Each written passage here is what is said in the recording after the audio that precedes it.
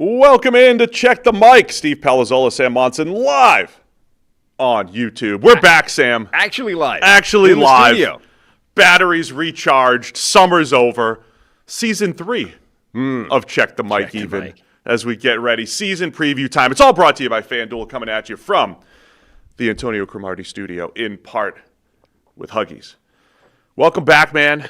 We took a slight off-camera hiatus. We left. I think we left some good content behind, but it's time full steam ahead as training camps have started, and we will be doing season previews right now. Set your calendars, 9 a.m., 4 straight days this week. We'll hit all 32 teams, starting today with the NFC and AFC North. Let's go. Yeah, other people post, they go on vacation. They post shots of, the beach and all kinds of things.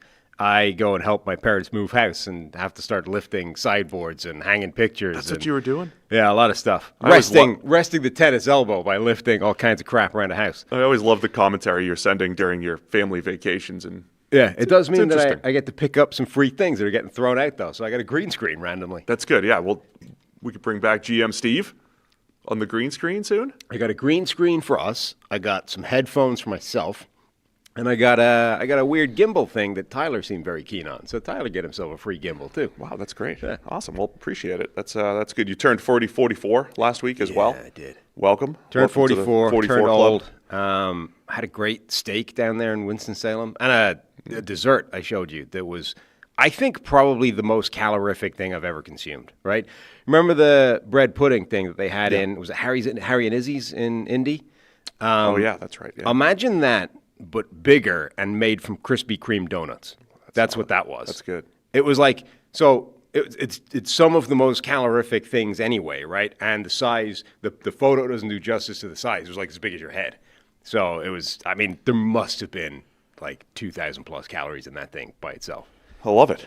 So we went dark last week. Appreciate everybody for bearing with us. But we had some cool stuff before that, a couple shows. I loved our reviews of the 2023, 24, 25 first rounders. Those did pretty good. Got really good feedback on those. Check them out if you have not yet. But it's time. Yeah. Well, a couple more things. Go ahead. What else do you have here? We got mail.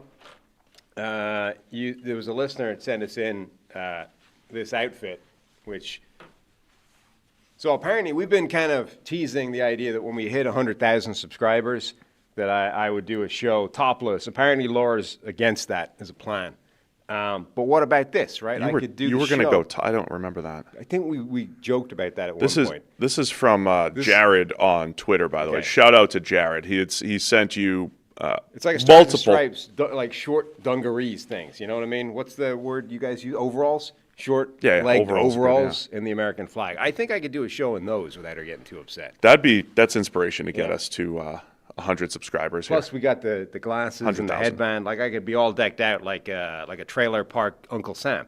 Yeah, it's been a great. Before you went on vacation, you became American, had your first 4th of July, got these care packages. Now I got to get a passport because I can't leave the country at the moment. Oh, shoot, mine just expired too, so I'm stuck. I have an Irish passport, but that doesn't help me get back in. Does not. So does not help. I'm in trouble.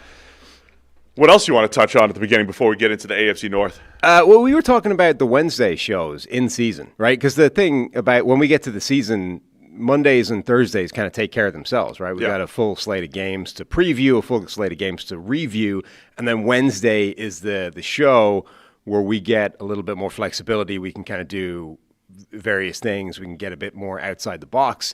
I think you, me, and but we haven't officially welcomed Eli on camera. I haven't officially.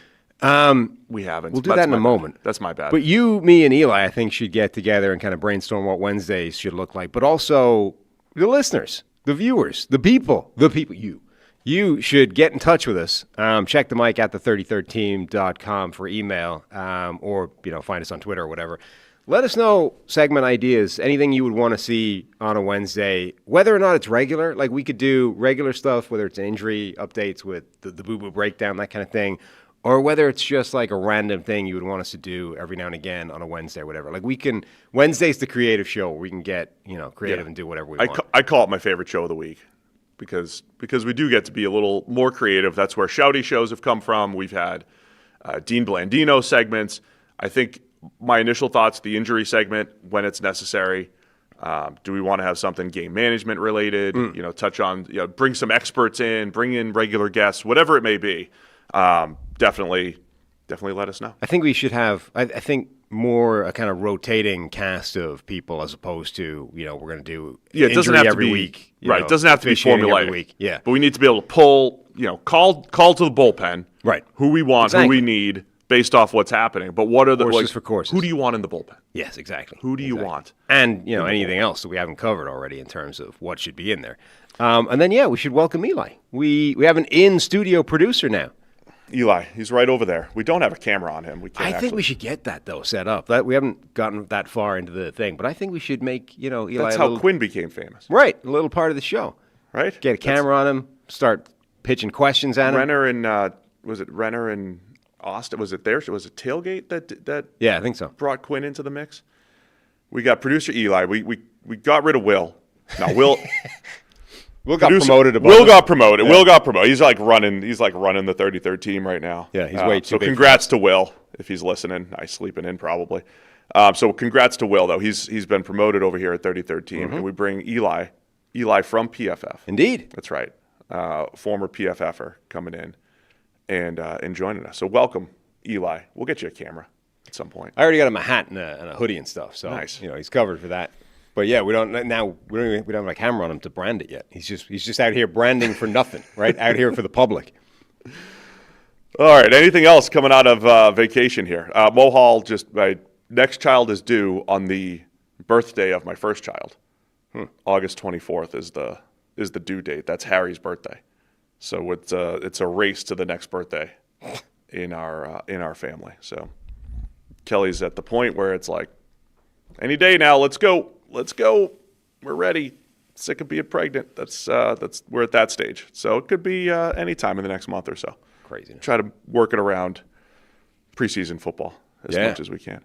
I will say my memory of Harry being born, it was a Monday night, and Jameis was playing on Monday Night Football. It was a glorious day. August 24th, 2015. Jameis is playing. Met Harry. Jameis was playing as a rookie. Like, this is why it was like a big thing. I'm like, man, I'm missing Jameis on Monday Night Football as a rookie. But yeah, it was all worth it. All right. We ready to go? Yeah. So we're going to go team by team as we always do. 2 divisions per day, 8 teams per show here. We're going to hit all 32 teams between now and the end of Thursday. I always like to get these out early, and then, we got a lot of preseason news and a lot of things to react to. But let's get the full season preview started. The goal is to stay pretty tight on these, right? People do. It's always the goal. It's easier than ever to be like, man, you hate my team. You only gave them 16 minutes and you gave everybody else 22. So what do you think, 15, 20 minutes per team? Yeah. I mean, that's 15 to 20 is the goal here. It's always the goal. We cut the rambling down a little bit, so we got to try to be concise. Just ramble for 10 minutes, so that's not helping. Well, starting now. It's 9:09. Let's go, baby.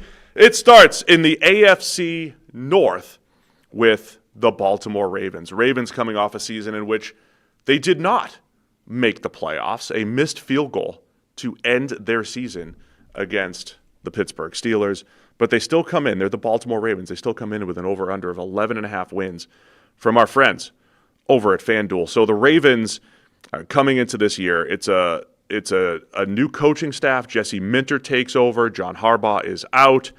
It's a whole new world in Baltimore. And I'll also add, front office-wise, there's been some turnover over the last couple of years, and some, obviously, the coaching staff turnover. That leads to a lot of changes. So what are we looking for this year in Baltimore? Yeah, it's funny because on the one hand, it's like, hey, this is a brave new world. First kind of post-Harbaugh year in Baltimore for obviously a long, long time. I'm actually kind of interested, though, in how quickly he can put it back the way it was. I actually think the goal, and maybe the most likely thing to happen, is actually for it to revert to basically a year ago, where everyone expected Baltimore to be one of the contenders going into last season, and then just from day one, it was never that way, right? The team just never played at that kind of level. The defense in particular was kind of a disaster, and none of the players that we expected to be good, with the exception really of Kyle Hamilton, played up to that level, and the Ravens just weren't good last year. And okay, things kind of, they were still in the mix late in the year, but like they were just never the contending team that people thought. A huge part of it, though, was that defense. And one of the things about John Harbaugh over the years, he's done a really good job of generally selecting coaches. A guy that himself, his sort of resume was a special teams coordinator. And so unlike a lot of head coaches in the NFL, where you take care of one side of the ball and then all you got to do is figure out the other side repeatedly, he had to do both sides, right? Like he's taking care of finding the coach to deal with both the offense and the defense. And generally speaking, he'd done a really good job of that up until last year, you would say. And then the defense fell apart, and it's like, well, see ya. And so on the one hand, it feels pretty harsh that you get like one failure on that side, and you're like, all right, it's time for you to go. On the other hand, Jesse Minter feels like a guy who could step in and immediately fix that. And suddenly all the talent that you thought was there on the defensive side that didn't really play at that level last year immediately goes back to looking like that. He raises the level. The sum of the parts is suddenly way bigger than you expected, and that defense goes back to being like a really high-level unit. And just instantly, this team is transported back to being the kind of contending side that you thought they were last season. I'm glad you started on the defensive side with Minter, because I think most teams were going to talk about the quarterback and the O-line and the pass catchers early, but the defense was the story for Baltimore, as you said. That was the worst pass rush we'd seen from the Ravens in a long, long time. They could not get after the quarterback. And it didn't feel like, they definitely weren't as talented up front as they had been in years past. But Madubuike was out for the season. Yeah. So, some of their, like, Madubuike was out. Mike Green didn't hit the ground running the way people maybe expected him to. But, like, it wasn't completely bereft of talent. Like, you could imagine that personnel group in years past in Baltimore still looking okay, right? And it didn't. So I do wonder to what extent Jesse Minter can come in, wave his wand, here's our defense, this is how we're going to go, and immediately this group just looks better, top to bottom. And if you look at what Minter did with the Chargers, I don't think either of us would have been looking at the Chargers' defense the last couple of years and saying, personnel's incredible, right? Yes, they brought Khalil Mack back. They had pretty good pass rushers, but they were okay at defensive tackle, pretty good at linebacker. They developed some mid and late round cornerbacks there, and all of a sudden the Chargers, it's like, man, they've had one of the better pass defenses in the league the last couple of years. It's a Mike McDonald type of scheme. You're going to play a lot of too high. You're going to play light boxes. But I would argue that Minter has more talent in Baltimore than he had with the Chargers, right? Overall, right? Across this roster. Of course, Kyle Hamilton, the do-it-all safety, I would imagine he's going to do more of your slot Derwin James type of role for Jesse Minter. Malachi Starks in year 2 at safety. Madubuike has been cleared, I believe, to practice right now. There was talk about him maybe having a career-ending injury, and he's been one of the better interior pass rushers in the league when healthy. Travis Jones at defensive tackle heads into year 5, and he's been outstanding for them, or year 4. I'm losing count here. But Travis Jones been outstanding. Roquan Smith at linebacker, and then of course the big offseason news: they tried to trade for Max Crosby. They tried, but they didn't get him. They did not. And I brought up at the time the deal that fell through. Max Crosby for 2 first-rounders. Max Crosby, he's awesome. He's outstanding. He's one of the best all-around edge rushers in the league. But the fallback plan, whether it was by design or not, was bringing in Trey Hendrickson as a free agent coming from the Cincinnati Bengals. He's coming off of injuries of his own, but Hendrickson, when healthy, absolutely has a chance to fix this pass rush. And then you add second-rounder Zion Young. You take the burden off of Mike Green just a little bit in year 2, and it looks like talent-wise, it's better than they were last year, and then pass rush-wise in particular, they should be much better. Yeah, like personnel-wise, you can imagine it's a kind of unusual group now in that each one of the names, the key central characters, got something about them that is not perfectly clean. Like Madubuike is coming back off this serious injury that at one point was being talked about as a potential career ender. You've got Calais Campbell, who's a million years old. You got Trey Hendrickson, who's on the downslope of his career in terms of age, like the wrong side of 30, isn't necessarily a great run defender, but should be a spectacular pass rusher for them. You've then got the disappointment that was Mike Green a year ago, heading into year 2. What can he do? And then a rookie in Zion Young. What can he do right out of the box? It's a weird group in that, again, it's very contingent, I think, on what Jesse Minter can do, because you can definitely paint a picture where he comes in, does the sort of thing that he did with the Chargers, and suddenly that group is really good, right? Mike Green takes a huge leap forward year 2. He's unlocked. Trey Hendrickson is just unleashed to be the pass rushing monster. Madubuike comes back healthy. Calais Campbell somehow is still trucking at his age. maybe Zion Young is useful right out of the gate, and suddenly that's a really good, pretty deep group. Or you can imagine a negative, pessimistic view where it's like, I mean, how good can Madubuike be if we were talking about his career being over a few months ago? Trey Hendrickson, well, he's on the downslope. He doesn't defend the run. He's a liability at everything other than rushing the passer. Mike Green was terrible last year, blah, blah, blah. So it is a really interesting group where I think so much rests on, just how good a coach is Jesse Minter. So I think the defense should be better than they were last year. And they got better down the stretch. But the beginning of the season was rough. It was very challenging, and they had a challenging schedule. I remember last year at this time when we were going into the season, I said the Ravens, it was like the Ravens, Lions, and Chiefs all had crazy tough schedules in the first 5 weeks, including all facing each other, teams that were expected to be good. And it turns out all of the teams started slow, Chiefs, Ravens, and Lions, kind of started slow and ended up none of them made the playoffs either. So the Ravens were a disappointment, but they also started the season with this really challenging schedule that kind of started a downward spiral. The one other thing I wanted to highlight defensively, again, Minter, I think, has done a really good job of maximizing the talent in the secondary, but Chidobe Awuzie, he's getting a little bit older. Nate Wiggins has been pretty good. Like Marlon Humphrey getting older, looking like he's on the downslope, and who knows what he has left. That'd be one of my concerns. Corners 2 and 3 are definitely the depth at cornerback, and you've mentioned there's a lot of older players on that side of the ball. I think their depth has been chipped away at just a little bit on the roster these last couple of years, but more so even on the offensive side of the ball. So if we go to the offense, Lamar Jackson, one of my big questions, it depends on how you look at stats. I think his touchdown to interception ratio is fine and everything, but it was not a great season for Lamar Jackson, particularly before he got hurt, right? So he started out slow.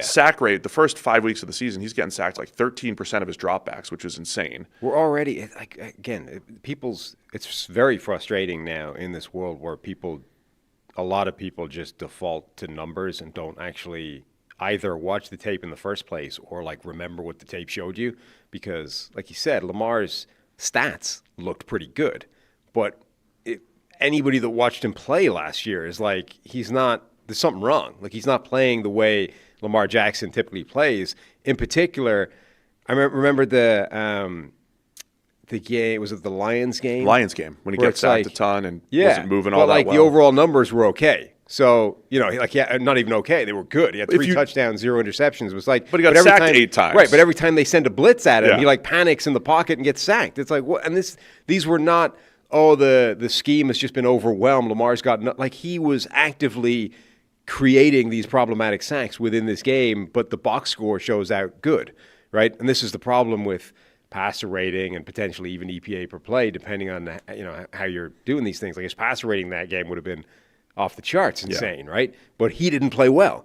There was something wrong with Lamar Jackson last year, above and beyond what was wrong with the Ravens.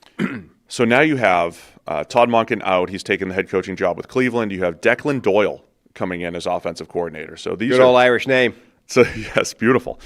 So this is the big story on the offensive side of the ball.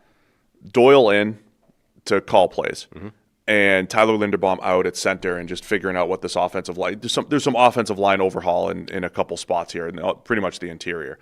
But Declan Doyle was in Chicago last year with Ben Johnson, and we're at this point, right, where it's like you've got Ben Johnson tentacles around the league. You have David Blau in Washington, and now you have Declan Doyle. So just like Shanahan and McVay, and they have their system, their scheme, and you just start to see them disperse across the league. Now we've got some Ben Johnson tentacles. So what does this look like? Lamar Jackson, look, the quarterback, I always say, has ultimate poetic license, right? So no matter who the play caller is, there's always going to be a little bit of the artiste of the quarterback a part of the offense.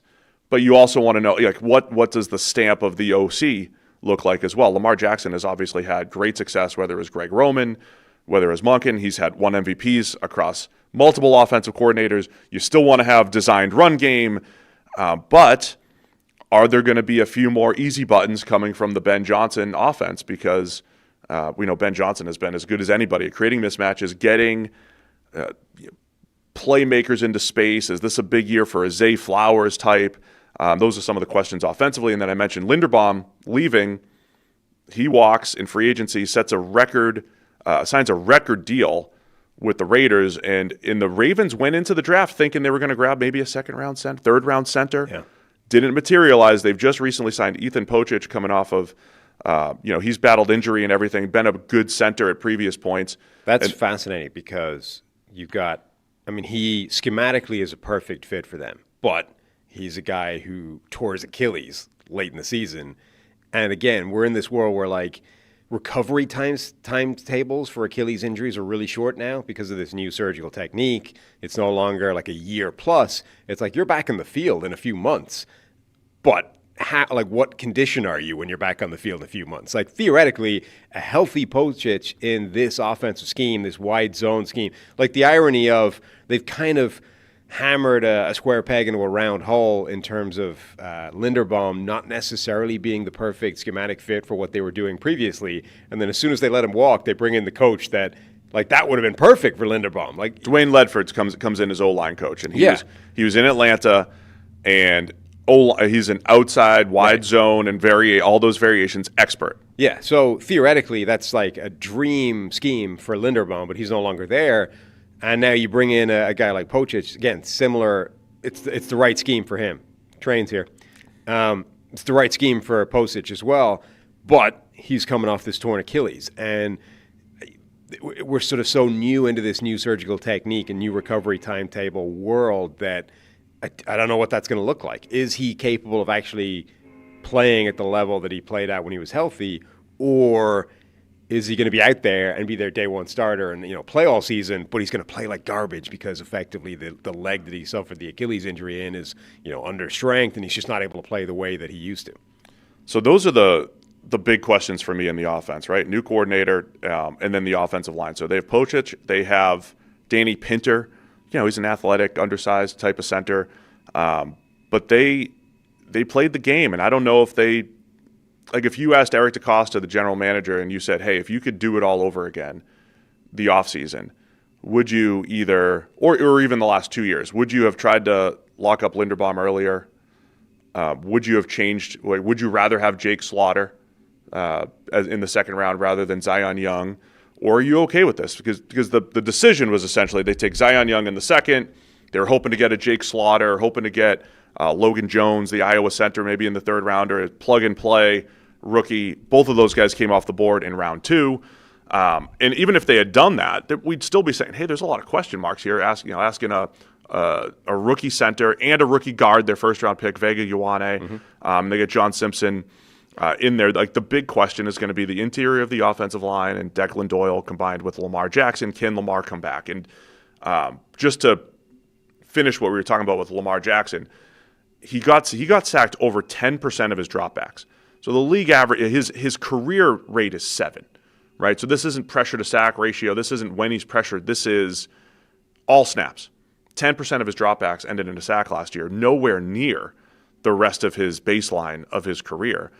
And again, the eye test, when you're watching him, it just looked a little different, right? That Lions game really stood out. He was not evasive when he normally was. He was not elusive the way he normally was. And so that looked a little off. And so that would be what I'm keeping an eye on here with Lamar Jackson. And like any quarterback who relies on his legs 8 to 12 times a game, is there a balance where we want to cut down on that and give him a few more easy buttons in the passing game? Or do you lean into it and say, well, this is what makes Lamar special? And by the way, Lamar's overcome O-line question marks a lot through his career because his running ability helps them in pass protection and obviously helps the run game because he changes the math. Well, that's why I'm saying something was different last year. Yes. Maybe he was dealing with injury the whole way, whatever it was. But last year, I don't think was representative of who Lamar Jackson is or has been. And that Lions game is a great example. It's a great litmus test for just, did you watch tape and do you know what you're looking at?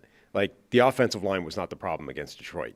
Detroit wasn't even being particularly creative. They were just like, what if we just sent Alex Anzalone as an add-on blitzer every time? And every time they did it, Lamar Jackson was like, oh, look, there's an extra guy here I haven't accounted for. I guess I could just, it's sacked. Like, that's what was happening time after time after time. That's not an offensive line fault problem. He wasn't beating a guy on the line. This wasn't pressure that Lamar Jackson hadn't accounted for. This is Lamar watching a guy get added onto the blitz, knowing it's his responsibility, and still getting sacked at the end of it. And it happened like 8 times in the course of the game. The line was not the problem against Detroit. Generally speaking, the line was not the problem over the course of the year. Lamar Jackson was playing differently under pressure than he had played in the past, and that was a big problem for them. And it wasn't necessarily being reflected in his passer rating or his touchdown to interception ratio and those kinds of things. Now, if that just goes away, if that was just a weird, I don't know what was wrong with him last year, but if that was just a blip last season and that disappears, then that's not a problem. If that was something that he's going to carry into this year, that could be a concern. And then playmaker-wise, to wrap up the Ravens here, and we'll make we're not going to make, this won't be our prediction show necessarily. We'll have an official show where we make our predictions for the season. But playmaker-wise, Zay Flowers, a receiver. You have Rashad Bateman back. They spent 2 mid-round draft picks, Jacoby Lane, Elijah Surratt. I'm a big Surratt fan. I think, people didn't love his maybe athleticism or separation skills, but, man, he can catch the ball. I think he's a little bit more athletic than people think. And then Mark Andrews, another year older. There was rumors that he might not be around for long with Baltimore, but they lost 2 tight ends, a couple former fourth-rounders from the 2022 draft. They lose Isaiah Likely. They lose my guy Charlie Kohler. The tight end room has definitely taken a hit, especially with Andrews getting a year older. Well, that's the thing. Mark Andrews had kind of, is coming off a not particularly strong year from his perspective. And, people were starting to envision a world where he was no longer on the roster. And then suddenly they lose 2 and 3 behind him, and he's more important than he's ever been because who else is here? Like, Mark Andrews has suddenly become super important to this team because they just decimated the depth in the tight end room behind him. So he needs a bounce-back season as well. Like, this is the thing with the Ravens. There's still quite a lot of talent on this roster, but a lot of their very important players are in need of quite a bounce-back season. Obviously, Lamar Jackson being the most obvious, but Mark Andrews needs a bounce-back season as well. Like, there's some important players on this team that need to show they've still got it. I'll give you one more person who needs a bounce-back season. GM Eric DeCosta. Oh. And I've brought this up during the offseason, just something to keep an eye on. It's been an interesting offseason, right, where they Steve Bisciotti, the owner, was part of multiple press conferences. Steve Bisciotti had his own draft pick, by the way. Randall, the running back out of Clemson. And Bisciotti made some kind of statement about, like, hey, Eric knows what he's done. He's, he knows we had to fire our friend. Yeah. It was kind of like, hey, it's a pivotal year. Let's get back on track. And a big part of why Harbaugh was fired was, hey, you're doing it well in the regular season. You're not getting us over the hump. And, oh, by the way, we just had a bad regular season too, so that's essentially the final straw. Let's mix it up. But DeCosta's next, under pressure here. They've had their front office has been chipped away at as far as other teams taking front office personnel and analytics personnel and everything. Again, I'm just something to keep an eye on. And that's what happens when you're a good team. Like, when you're good, you have a good coaching staff, you have a good front office personnel, the rest of the league goes and takes some of those people, and I just think it's a pivotal year for DeCosta too. There's a lot of change in Baltimore, and my point is it's not just the coaching staff, it's also the front office these last couple of years, and it feels like there's a touch more pressure on DeCosta than ever before. And I think he's one of the best, and they've got incredible results, but it just feels a little bit different heading into 26 here. And also, when you're a GM or when you're top of the organizational structure, like below the owner, obviously, you always have one trick to pull out, which is, well, let's fire the coach, right? Like, obviously, somebody's got to go, and it's not going to be me, so let's get rid of the coach, right? And that's a sort of it's a trick that you can usually only pull one time. And that's generally in the NFL, but especially so when the guy you're talking about firing is like one of the longest tenured coaches, in the game. He's been there for like 15 years or whatever. Like, that's a real watershed moment. You were saying it's got to be him. Like, he is the problem. And if it doesn't get fixed immediately, well, then obviously all eyes are on you. A, as the guy that didn't fix it, and B, the guy that potentially fired the wrong guy. To be clear, though, I think Bisciotti ends up making the call there, as right, even but more like than DeCosta. But it's like, but he's making that call and then saying, okay, Yeah. you better Like, do obviously, well here. whatever, it immediately puts all eyes on DaCosta as well. I got rid of the other guy. How's it not fixed now? All right, man. We will do predictions, as I said, on our prediction show. But the over-under 11.5. I know we did an over-under show.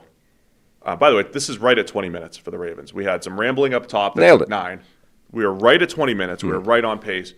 Do you want to make a call on the over-under for the Ravens? I know we did it months ago, but nobody cares if you change your mind. Well, also, things have changed. You Things have changed. You can change your opinion Poaching. now. They signed Poaching. Yeah, every time we bring him up, I keep trying to remember what ridiculous way he pronounces his name because it's not the way that it Posick? should. Yeah, I think Might that's be what it Posick. is, which is I it alternate. can't be that. I alternate because I'll get it right. It's like a Croatian name, right? Yeah, So it Posick. should be pronounced Pocic, but it's not. Yeah. I think you're right that it's pronounced Posic. Posic? I think it's Zick. Posic. Yeah. Okay. Anyway. What? Over under 11.5. That, by the way, the number being at that suggests that the man in Vegas is all aboard this Jesse Minter will fix it immediately thing, right? Like you might think the Ravens sucked based off last year, but actually they're going to put it right immediately. I do kind of buy that. I think that this team shouldn't have been as bad as they were a year ago, and I kind of think that the problem was on the defensive side of the ball, and maybe they've gone too far in what they needed to do to fix that. Like, you could have just brought in a different defensive coordinator. They've done that anyway. They've just done it by shifting the head coach, So I think it'll work. The AFC North, by the way, gets the AFC South and the NFC South as their division. So I'm going over, I guess. I'll take over on the 11.5 as well. Let's go Cincinnati Bengals up next. Big offseason for Cincinnati, and it's all going to be about the defense. But I want to start on the offensive side of the ball for the Bengals. They haven't been to the playoffs for a few years now.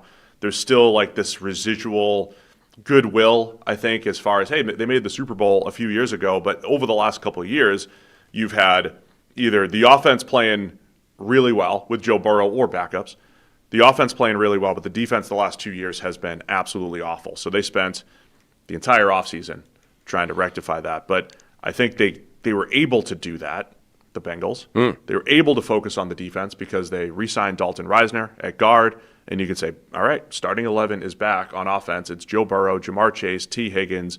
The receiver room very much intact. The tight end room very much intact. The offensive line back. It's not the best offensive line in the NFL, but they've all – it's like average-ish, right? They look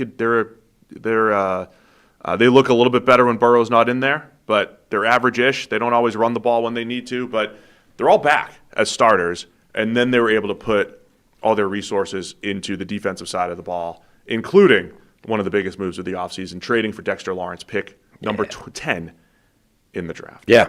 And I'm just super excited to see that. I'm really interested. Dexter Lawrence is one of the individual players in the NFL that I'm most excited to see this season because he's a guy who, at the peak of his powers, is a genuine one-of-one in the NFL. Like, he's as good as anybody out there. He might be one of the top 5 players in the game, period.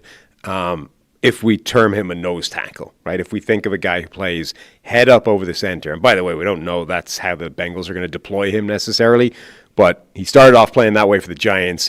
New defensive scheme, new defensive coaches came in and said, well, why would we mess with that? He's completely peerless at that. Let's keep doing that.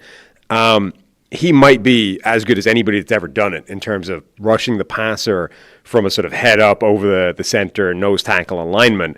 Last couple of years haven't been quite as good as that, and I think if you want to construct the argument that Lawrence will be good this year, you would say the first year he was sort of hampered by an elbow injury. The second year he was already deep into disgruntlement with contract negotiations with the Giants, and he kind of mailed it in, right? He showed up overweight, didn't really put his best foot forward, and just sort of went, well, if you're not going to pay me, I'm not going to give 100%.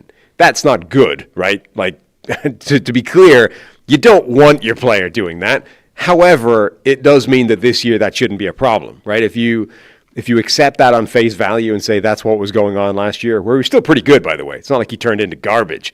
He just wasn't the peerless, untouchable one-of-one.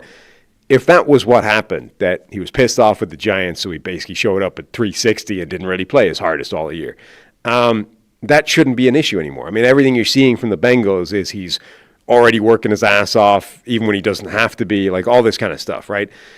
If that went away, if he's healthy now and he's giving 100%, and at his age, there's no reason he can't go back to being basically one of the best players in football. And if he does that, this defense should take a huge step forward. Obviously, one player doesn't make a defense, but they've also added, guys like Boye Mafe, Cassius Howell in the draft, Jonathan Allen. Let's see what he's got left. The cornerback room was quietly pretty good anyway. Like, that's the one thing that nobody noticed because everything else was so bad. Cornerback room should be good anyway. It'll work in tandem with a guy like Dexter Lawrence, and then we just see what the linebacker group can bring, which was horrific last year. But Lawrence could transform that group. And to touch on the Lawrence thing, he's important for two different reasons. Like, he can make an impact in two different ways. One's a little sexier than the other, but listen, they have been trying to find a big-bodied nose tackle who can hold the point for multiple years now. Since DJ Reader left, basically. Really, since DJ Reader, right? So McKinley Jackson has not been the answer as a draft pick. Last year, TJ Slayton, he's pretty good when you run right at him. He's not as good laterally. He has not been the answer. I mean, we talk about poor man's versions of whatever all the time. Like, Dexter Lawrence is a rich, he's a billionaire's version of DJ Reader. DJ Reader's a really good player, and Dexter Lawrence is the Elon Musk of DJ Readers. So this is where I think, even if he's just better against the run, and look, Dexter had his own issues against the run. He was getting moved by double teams and everything last year, but again, was it an effort thing? Did he cash out? Whatever. Whatever. But if he's just better in the run game, protecting the worst linebacker core in the NFL last year, the couple of rookies, Demetrius Knight and Barrett Carter, I mean, they need to play better. But if they're a little bit more protected by Dexter in the run game, that's a huge win. And then the team's pass rush has been awful, right? Even when Trey Hendrickson was out there 2 years ago, Hendrickson had, 17-plus sacks, whatever it was, and he was unbelievable, and he had no help whatsoever. The pass rush has been awful, and the reason why Dexter Lawrence is one of one is because he can create pressure at a high rate from the nose tackle position through the A-gap, where if the league average pressure rate is like 7% and he could come in at 12%, and 13%, 14%, which is insane because you're facing doubles all the time. So that's where he's potentially transformative for this defense. And then the other additions that you mentioned, Boye Mafe rushing off the edge, Jonathan Allen, he's not great against the run, but he could still probably get after the quarterback. So there's been a lot thrown at the defensive line. And then the people that remain there, I think they just bump up a notch because you don't have to ask as much of Myles Murphy. Year two of Shamar Stewart, who I think can just be that bull in a china shop. Was he a first-round pick? Yes. I don't know if he'll produce like a first-round pick, but I always call him the run-through-your-face guy, right? He'll get some one-on-ones now because of Dexter Lawrence, because of Boye Mafe, because of Cassius Howell. Shamar Stewart can be the run-through-your-face guy. So I think the defensive line has a chance to be much improved. Chris Jenkins in year three. They still have B.J. Hill. Once you drop Dexter Lawrence and a couple of those edge rushers in there, this defensive line looks much better. And they're going to have to be. They got to protect the linebackers, and they got to get after the quarterback, and I think they've got the pieces to do that this year. Yeah. And then you mentioned the corners, and I'll just continue to pound the table for DJ Turner. I think they're in contract talks right now. I loved him coming out. I thought he had a slow start to his career. There was a switch that flipped, I think, in year two for him, 2024. And then last year, I mean, he can move, ball skills. Love DJ Turner. I think he's about to get paid, and one of the better corners in the league over the last year and a half.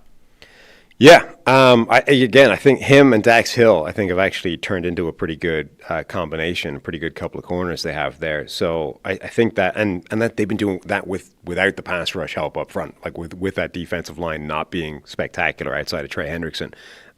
So if this group can collectively come together and cause some more problems up front, then that cornerback group should immediately look better. They've upgraded the secondary behind them as well with the safeties.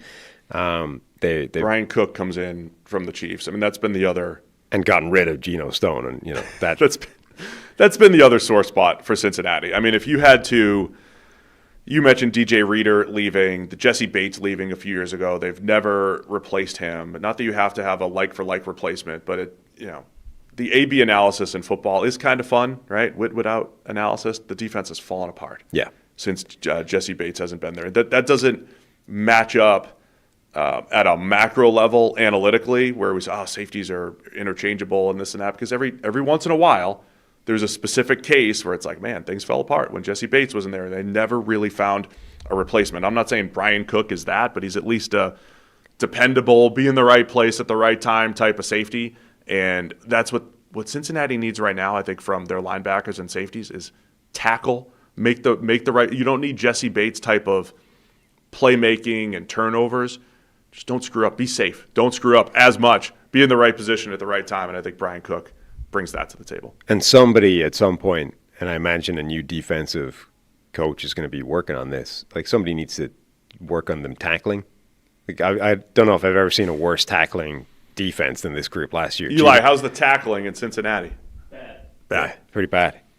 We've gone from a Bears fan to a Bengals fan over here. I know. Yeah. So we'll get the hometown Cincinnati fandom insight from Eli all season. Like Geno Stone was at the heart of every missed tackle, but he wasn't alone. Like everybody on that back seven was missing tackles. Like if that changes, that's a big step as well. And remember, there's a lot of defenses the last couple of years who through 10 games, 12 games were historically bad. Most yards ever allowed or points. And the Bengals were there. They did get a little bit better. Al Golden, it was his first year as a defensive coordinator in Cincinnati. They're bringing him back. And they got a little bit better down the stretch in the second half of the season. So I've got some optimism for this defense to be better because of the additions. Again, the linebackers, whatever metric you want to use, missed tackles or PFF grade or whatever you want to use, Demetrius Knight, second rounder, Barrett Carter, was he a fifth? Neither one played well. They're back to start. They've got to play better, but I think they've at least got better support up front. From this defensive line. It also critically, it can't be worse than it was a year ago, and B, we're not even targeting good or elite. This group just needs to not suck, because we anticipate the offense being spectacular. Well, they're like 0-4 the last 2 years when scoring above 33 points or whatever. They've lost games 40-39 and 37-35, whatever. They've lost some crazy shootouts. Right. And remember, 2 years ago. They started out slow, and it was like, hey, what if they run the table and go to the playoffs? And they almost did it. They almost ran the table, went to the playoffs. I think the offense will be fine. We'll talk. Anything else on the defensive side of the ball, though? No, that's what I'm saying. The target for this defense is not even be good, be an elite unit. Like, this group just needs to not be destroyed every week and have confidence that the offense will therefore win games for them because of that. Toward average. Yeah, literally. Like, this group just needs to not be an absolute liability and a disaster, and that's all the Bengals are shooting for. And I think it should be able to do that. I mean, just the additions that they've made. Forget the idea that anybody there plays better this year, like those young linebackers who could. I mean, they were terrible last year. There's no sugarcoating that. But that doesn't mean they're going to be terrible players forevermore. They're young players. They might, and the situation around them wasn't good. Maybe they'll be better this year. Even if they're not, just bringing in Dexter Lawrence, Boye Mafe, Brian Cook, Cassius Howell, these guys could make the difference between it being a disaster and it being okay. And then you've got the idea that the young players can take a step forward. So that's their target. Just don't get wrecked every week. And then offensively, there's not much to discuss because, like I said, they're all back. The offensive line has been a hot-button issue for Cincinnati for quite a while now. But they're all back. And like I said, if you were going man for man across the league, I don't know if you're saying, oh, yeah, they're a top 10 line or anything like that. But they're all decent and dependable. Orlando Brown's been okay. Dylan Fairchild in year 2 as a rookie. He was okay as a rookie. Ted Karras has been solid. Dalton Reisner is solid. Amarius Mims probably has the most upside and is on his way to approaching that as a former first-round pick. But we know in the NFL that continuity on the offensive line is important. I know there's a lot of internet discussions, a lot of great internet discussions around Joe Burrow and without analysis, right? When Burrow is in there, it's like, man, this O-line's terrible. And all of a sudden, Jake Browning takes over a couple years ago, and Joe Flacco takes over, and they get rid of the ball quicker, and the offensive line looks better. But and I think there's Burrow analysis that's all over the place. He's either like this precision, outstanding, slam dunk top 4 quarterback, or you're like, well, look at the EPA, look at this, look at the O-line looking worse when he's in there. I think Burrow's outstanding. I think he's absolutely helped by having the best receiver in the NFL in Jamar Chase and the best number 2 in T. Higgins, who's a 1 for most. Of course, that helps. But all this adds up to, I think the line's good enough. The receivers are outstanding, that 1-2 punch. Josivas had a weird season last year where he goes from like dependable number 3 to just drops left and right. So he's got to play a little bit better. But Mike Gesicki was a good addition last year at tight end. They've got all these pieces. Chase Brown's fine, good enough that they didn't draft somebody to complement Chase Brown. So I'm not saying they have to score 30 points a game again, but they did that in a lot of games the last couple of years and have lost. And I think they're going to be perfectly fine. Yeah. Your only criticism or question would be it's a little thin. I mean, and to be fair, we've seen Jamar Chase miss games. T. Higgins steps up. Like if one of those guys goes down, the other one can probably pick up the slack just because they're that good. But you would say beyond those top 2 guys, they don't necessarily have much unless Josivas bounces back, and becomes a defendable player, takes a step forward, whatever. That could be a concern, but overall, you would expect this offense to be one of the best in the NFL. The offensive line question is kind of interesting. I forget what the number is, but there's a lot of people. There's some number where this offensive line looks like a top 5 unit in the NFL, right? I don't know whose data. Returning snaps. No, whether I don't know if it's ESPN's pass blocking thing, but there's like some advanced data point that says that this group last year was like a top 5 pass blocking unit. And so you've got, on the one hand, you got people with sort of lingering memories of when the Bengals offensive line was awful, being like, this line's terrible. And then you've got the other people that are saying, actually, if you look at the data, this offensive line's like a top 5 group in the NFL. I think the line's kind of average, but that's fine. That's all we're shooting for here, right? Like you've got Burrow, who will invite a bit of pressure, but is such a spectacular quarterback. It's probably fine. You've got the receivers that are so good. Average is fine. Like anything, I don't think they're a top 5 unit. I don't think they're a bottom 5 unit, and anything in the middle is the same from a Bengals point of view. My bigger issue with the Bengals offense is short yardage over the last few years. And I think this is probably why you're not a huge Chase Brown fan or whatever and wanted to compliment him. And maybe it's Taj. Maybe it's still his time. It's Taj Brooks. Step up. The O-line has not been great in power situations, in short yardage. The number of times the last 2 or 3 years where it's 4th and 1 and Burrow's going deep, right? And I'm not saying that can never happen, but it does feel like there's a lot of 4th and 1, low percentage ISO routes thrown down the field. Their goal line numbers, I know 2 years ago, were atrocious. Like they were averaging -1 yards per carry inside the 2 by their running backs. That's the type of thing I think they need, and that the O-line doesn't bring the short yardage, run blocking power. Because when we talk O-line, so much of it's based around pass protection. And I think you're right. I think they're probably fine, good enough in that area. I worry more about the overall versatility of this offense. Can they win a couple games in a street fight if they need to, right? With some short yardage plays, because you can't always put up 30 points. That's my bigger concern, I think, with the offense. And then Burrow's got to stay healthy. I mean, that's a huge part of it as well. You made the point whenever you did. I think it was with Vic. Like he's playing in a flag football game and trying to dunk dudes. Like he's not changing his playing style. And he's had like injury proneness is like it's real. And then you go back, it's like, well, this was kind of freaky and this was freaky. But like the freaky stuff adds up, and he's had some of those freaky injuries. Like he's got to stay healthy for an entire season. Not only does it add up, but it potentially matters. Like you can dismiss any one thing as it's a freaky injury. That could happen to anybody, right? Anybody could randomly step wrong and suddenly you've shredded your ankle. Okay, but if you've done it 3 times to multiple different parts of your body, those are data points that start to stack up, and you start thinking, okay, that's kind of worrying. Like that doesn't tend to happen to some other people, right? And we should probably be concerned about that. And again, he's not a guy that protects himself the way some other quarterbacks would. So if you had a guy who'd had a history of random freaky injuries, but he played the game like Tom Brady, and that guy's not going to take any hit that he doesn't have to, right? Fine. We can at least mollify our concerns a little bit. But you've got a guy who's got a history of those injuries, and he plays flag football like it's life or death in the Super Bowl. Those two things together are at least a little bit worrying. It's like the conversation we have with Jaden Daniels, right? It's like you can't not be scared of it at this point, right? It was a concern coming in. You've already lost a chunk of a season after 2 years to it. This idea of reckless play, like injuries, taking hits you don't need to. You have to at least be worried about it if you're a Washington fan. I think the same thing is true for Cincinnati. We've seen enough of this now to say, okay, look, Burrow's not going to change. We kind of need him to play this way as well because that's how he plays this well, but you have to at least be worried by what that means. Last thing on the Bengals, over-under is 9.5, and if you go back to our over-under show sometime during the offseason, we said there's 3 teams that are distinctly on the easier end schedule-wise looking ahead to next year. The Bengals were one of those teams. So in addition to the offense returning and the defensive additions, if you're going to be optimistic about the Bengals, the schedule's easier. This whole division, like I said, they're playing the AFC South and the NFC South.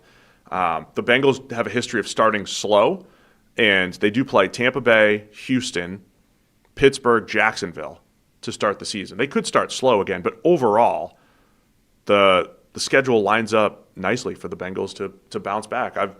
They're in Chargers territory for me these last couple of years, where I'm just like always optimistic in the offseason. So I'll probably continue that. I think they're going over, and I think I mentioned them as a top 5 roster.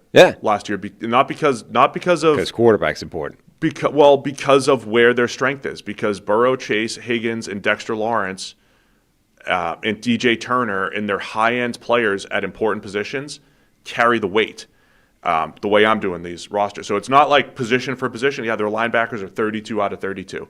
I don't know if their safeties are good enough. I don't know if their O-line is mid-tier at best. But the impact players on the Bengals make them one of the better rosters in the NFL as far as impact. And so I'm optimistic heading into this year, again, assuming health. I mean, it doesn't work this way always, in terms of, hey, look what they were last year and now change a couple of things and run it back, right? But theoretically, we've already seen this offense is capable of taking a team right to the fringes of the playoffs with one of the worst defenses in the NFL. If the defense is just average, right, you expect this offense to be able to make the team contend. Like it wouldn't be the most well-balanced team in the NFL, but it would be a team that can go and beat anybody. And that's ultimately the whole point. All right, man, that's 2 teams down. That's the Bengals. Let's go. Cleveland Browns are up next. Plenty of discourse with the Browns, of course, starting with the quarterback position, but another interesting offseason for Cleveland. Over-under is 5.5 for the Browns. They got Todd Monken coming in as the new head coach. Kevin Stefanski is out. Also out, Myles Garrett. Yeah. Right on June 1st. Myles Garrett out, Jared Verse in, a monster trade for the Cleveland Browns. We'll get into the positions and what we're looking for and the quarterback decision and everything that they have. But high level, the Browns, I know this is like, this has been every year since 1999. Browns are in a bit of a reset mode here. I think adding a lot of youth over these last couple of years, I think they've drafted well. They're on the upswing, but I still think, taking some time here as they come out from under the chains that is the Deshaun Watson contract that has hurt them both from a draft pick perspective and from a financial stability and flexibility standpoint. Yeah. It is. I mean, they're in a really interesting place now. Like we're only a few months removed from them being like, no, we would never trade Myles Garrett. He's the best player in the game, which is still true. Only they did trade him. And on the one hand, they did really well, I think, getting Jared Verse back as part of that trade. Like he would be one of the guys on a very short list of people that you could realistically even ask for that, right? Like, obviously, you would want a Will Anderson Jr. or whatever. You would want some other players you would have higher on a list than Jared Verse, but they're just not. They would never be on the table. For somebody that could potentially even be talked about in that conversation, Jared Verse is about as good as you're going to do in terms of getting somebody back in that trade. He is, however, worse than Myles Garrett by a fairly significant degree, right? So the Browns are objectively worse now than they were when they had Myles Garrett on the roster. And that still wasn't enough to make them, a high-end elite football team. Like, this is the sort of the dynamic of today's NFL. It all comes down to the quarterback. And unless one of these guys, Shedeur Sanders or Deshaun Watson, takes a huge step forward, in Watson's case, it's back towards where he was. In Shedeur's case, it's just development-wise. None of this is going to matter. It's all rearranging deck chairs in the Titanic. All right, well, we'll get to Jared Verse on the defense. Let's start on the offensive side of the ball in this quarterback decision. Monken comes in. He had a good run with Baltimore. I thought I don't want to say there were some questions, but he was like the first big offensive coordinator change for Lamar Jackson, and how was that going to work? And I thought he did a nice job there. So he takes over as head coach. What's this offense going to look like, and what is the quarterback decision? The Browns because the Deshaun Watson trade, we'll have to rehash it briefly. They traded for him, multiple first-round picks, fully guaranteed contract, hurt their financial flexibility, and a team that 3 or 4 years ago we kept saying they're pretty deep. They got a very good offense, like consistent top 3 to 5 offensive line. I mean, remember, the Deshaun Watson trade was done essentially because this was a team that thought they had a championship caliber roster and wanted to get the quarterback at the time where a lot of people were doing this. They wanted to get the quarterback that was capable of taking a championship roster to a championship. And at the time, at least in terms of on the field, that was a logical supposition that made some sense, right? Watson, okay, he'd been out of the game for a year because of 23 sexual harassment accusations thrown his way, but the last time he'd been on the field, he had like a top 5 PFF grade or whatever. There were like the top 5 quarterbacks that year in terms of PFF grade were the 4 quarterbacks in the championship game and Deshaun Watson, right? So it made sense on the field to go and chase that quarterback. And he's just been a complete disaster for this team. It's magnified by the fact that you drop kick Baker Mayfield out of the building to make it happen, and he's played way better than Deshaun Watson since that point. And it's just been, again, it's been, I think, the single worst personnel move in the history of the game. And it's magnified by Baker. It's also magnified by the fact that you had to give him a fully guaranteed contract to make it happen, so you haven't been able to get away from it up until this point the way Denver did, say, with Russell Wilson when that didn't go well. It's just been a catastrophe, and they're still kind of dealing with it because he's still there. And when he's been on the field, remember the number of times we pulled out EPA-wise, this is the worst passing offense since 2000. This is the Browns, and it was with Watson under center. So when he's been out there, it's been bad. The point we've made all offseason, though, is, okay, there's still a chance because he's under contract that they just give him one more shot to start, and they explain it away by, hey, maybe it was Kevin Stefanski's fault. They're stuck with him, so he might as well. It's like there's definitely a world where, plus Todd Monken doesn't care what came before, right? He's just looking for the guy that gives me the best chance of winning games this year. There's definitely a chance where it's like, I mean, we're stuck with him anyway. He might as well be starting for us. And then the competition is Shedeur Sanders, technically Dylan Gabriel, but more likely Shedeur because last year Dylan Gabriel stopped being in the conversation when his number was just taken away from him and given to Jared Verse. That was the point where it's like Gabriel underwhelmed last year, despite my being intrigued by him coming out of the draft. Shedeur, though, again, you and I both expected him to go in the first round. He doesn't. He goes in the 5th. When he gets put out there, no one can have just a normal conversation about Shedeur Sanders. There's not a number that you could pull out that makes him look good. Any advanced stat, QBR, I mean, it was really bad numbers-wise for Shedeur. I certainly wouldn't Josina the situation either and say, well, look, it's all everybody else's fault. Shedeur is awesome. He's great. You and I both landed somewhere in between where maybe the numbers didn't tell the whole story. Shedeur was a little bit more impressive than that, but he's certainly not whatever his crazy fans who show up and are like, he's the best and everything else is bad around him. Like, there was some truth in the middle that Shedeur was not as bad as the numbers and certainly not as good as his biggest followers would have you believe. Yeah. I don't think you can pull out a number that says he was good. I think the numbers you can pull out are numbers, particularly in comparison to Dylan Gabriel, and say, this is what he was bringing to the table that Gabriel wasn't. It's not like he was good, but it's like you brought him. Gabriel offered nothing in terms of deep, aggressive, explosive, big impact plays, right? He was there trying to operate this dink and dunk, low risk, low reward offense. And it somehow still found risk in it. So it wasn't low risk, but it offered nothing in terms of dynamism, deep threat. Like, he had an average, he was averaging like 5 yards per attempt or whatever, and there was basically nothing in terms of downfield attacks. Sanders came in, and okay, he was still making mistakes, but at least there was some risk or some reward attached to the risk, right? He pushed the ball deep down the field. He made some big plays. He did make some of those deep, high-impact, explosive plays. And okay, you can debate, like, where did that land overall, and it probably wasn't. I mean, it wasn't good enough, but the fact that there was that part of it at least goes, okay, that's a reason to go with him as opposed to Dylan Gabriel. And that was where we came out of the season. It's like, okay, I don't know if he's your quarterback of the future or anything, but he's definitely jumped Gabriel on the depth chart, right? Yeah. So I mean, I'd still want to see what they can get out of Shedeur. Well, the play. My thought would be the worst thing that can happen to this team, in my opinion, is that Watson plays well enough that you come out of this season going, oh man, do we have to pay him again? Like, do we have to give him a new contract now? Are we stuck?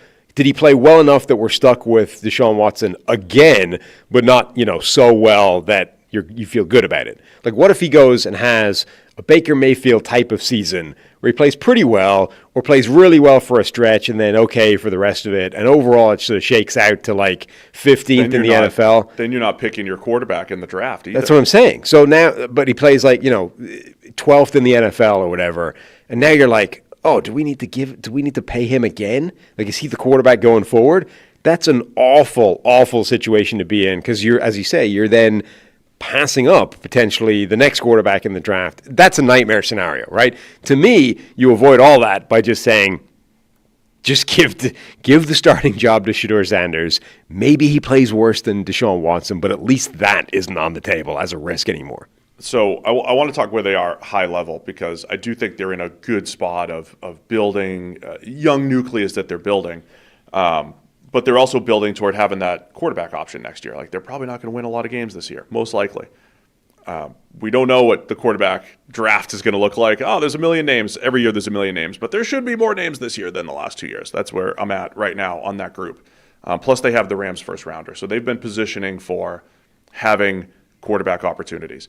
The reason why the Deshaun Watson thing is so important, not only because he's played poorly, the off-field, all of it, because – again, the roster has been depleted, right? We were looking at the O-line being one of the best. They had to completely overhaul this offensive line. Now, that may have been inevitable anyway because they were getting older, but you didn't have the chance to throw first-rounders at offensive linemen the last couple of years. They bring in first-rounder Spencer Fano with their first-round pick, free agents Zion Johnson, Elton Jenkins, Tevin Jenkins back, Luke Whippler returning, DeJuan Jones returning, and then they trade for Titus Howard. But it looks like it's going to be 4 or 5 fresh starters on the offensive line, and they've all had points where they've been okay in their career, but it's like they're on the lower end of the creep back toward average spectrum, depending on what Fano looks like, who I loved. I thought he was the best tackle in the draft. So my point is, O-line overhaul, it's the opposite of what the Bengals have. I mean, the similarity is when you look at the names, it's like, it's okay, but there's no continuity there. They're all new in Cleveland. So that's a big question mark. And then we thought they handled the draft extremely well because they needed a starting tackle. They got it with Fano after trading down. They needed a receiver, and they took first-round and second-round receiver, Casey Concepcion, and Denzel Boston. So I love the way they've worked the draft. I love the way they've, I think, handled the last 2 off seasons. Even the Garrett trade, if you're going to get something for him, like, hey, get Verse, get the future draft picks, it just feels like another reset time for the Browns where they've gone to this youth movement, and it's going to take another year or two. I do think they've been very unlucky in the last couple of years in terms of I think that last year, I think they positioned themselves to draft a quarterback in the first round last year, and then they got to the first round last year, and they're like, we don't think any of these quarterbacks are franchise quarterbacks. And maybe they were wrong, right? Maybe Jackson Dart is that guy, and they should have just drafted him and moved on. They didn't. They looked at it and they said, I don't think there's a franchise quarterback in this draft, so let's trade down, let's push draft picks into next year, and then let's go for it that way. And so they did that, and then again, no quarterbacks were there, right? Then this draft ends up being Mendoza, and then where are you on Ty Simpson, right, or whatever? And again, maybe you say, if they're just wrong about Ty Simpson, if Sean McVay knows something the Browns don't, maybe you should have just drafted that guy and moved on, and they didn't. But so for 2 consecutive years, I think they've kind of positioned themselves for a quarterback and then didn't like the options that were there, and so they've done it again. Unfortunately, that means that you're sitting there, A, with this dilemma at quarterback, Watson, Sanders, Dylan Gabriel, Taylon Green we haven't brought up, but he's on the roster too. And then they've figured out the deck chairs around this thing. I think they've done an okay job. Like that offensive line, the big problem, as you mentioned, is there's no continuity. So, and we know there's power to that on its own. Forget what the personnel group looks like. There's actual power to just having the same 5 guys playing together for an extended period of time. They don't have any of that. They're all new. They're all playing next to somebody new. It's that on its own is going to create some chaos. Fano was a lot of people's top offensive lineman in the draft. Forget tackle. He could be very good. He could be good right away, and that would be a huge help to them. Tevin Jenkins, I think, is a very good guard, but is now wildly injury-prone in his NFL career. The biggest concern with him would be, does he stay healthy for 17 games? If he does, he should be a pretty good guard for them. Titus Howard, I think, is an okay offensive tackle. That would be fine. Elton Jenkins has played pretty much every spot in the offensive line, is pretty good. I don't love him at center, but he should be fine. Zion Johnson, I don't think is a particularly good player. That's the move that I like the least. Kendrick Green, I don't think is a particularly good player either. So left guard, you would say, is a problem. It's kind of like a lot of it, I think, comes down to whether Jenkins stays healthy. If he goes down at any point, suddenly both guard spots are potentially problematic. But overall, that group could be okay. The receiving core is young, so there's a question there. Harold Fannin, I think, is very good. The running back room is good. It could be good, right? The offense overall could be good, but it all comes down to, like, are you going to get any kind of good quarterback play? And this is where I think if you're a Browns fan, and I hate doing this because it's like, we've been doing this for 2 decades, 3 decades. If you look ahead to next year and we're having the same conversation and you're like, hey, 4/5 of the offensive line is returning and they look pretty good, and you got the 2 backs going into year 3 and you got the 2 receivers going into year 2 and whatever's left of Jerry Jeudy. And you could say, when we're going to draft this quarterback, it's not a bad situation to drop them into. So we could be saying that a year from now. Defensively, we do need to touch on it. They were so good last year. Just lastly, by the way, with the quarterback thing, as much as I can be like, look, they've been unlucky for 2 consecutive years, at some point you just need to, like, at some point it's on you for not finding the answer. You know what I mean? There's only so long you can say, we just didn't like any of the quarterbacks this year. It's like, yeah, but okay, it's difficult to find the one, but they took 2 shots, though. They took first-round caliber Shedeur Sanders, and they took Dylan Gabriel. They took 2 shots in the 25. They did, but only, at the point where the chances of either of them being the guy were minimal, right? Just by the nature of how the draft works. But, like, at some point, you just need to roll the dice on the quarterback at the top. And I know that's how you end up drafting Kenny Pickett, but like, at some point, you just need to take that guy because you don't have an answer yet, right? And I think you can give a team grace for saying we just don't like any of the quarterbacks this draft. None of them are the guy, so we're passing. Fair enough. Can you do that twice? I mean, they have. So can you do it 3 times? Like, at some point, you just have to go, look, one of these guys is going to be a good quarterback. You just need to roll the dice and accept that it's a low percentage shot. All right, defensively. They're one of the best defenses in the league last year. One of the offseason, and they had Myles Garrett. He sets the sack record. They had Jim Schwartz as defensive coordinator. Remember, this is such a huge part of this whole dynamic. It was Jim Schwartz, and most defensive coordinators don't have like a unique or distinct scheme, trend, or anything that you could pull out. There's a lot of homogenized schemes on both sides of the ball, but Schwartz was a 4-man rush, play more man coverage than most of the rest of the league type of guy.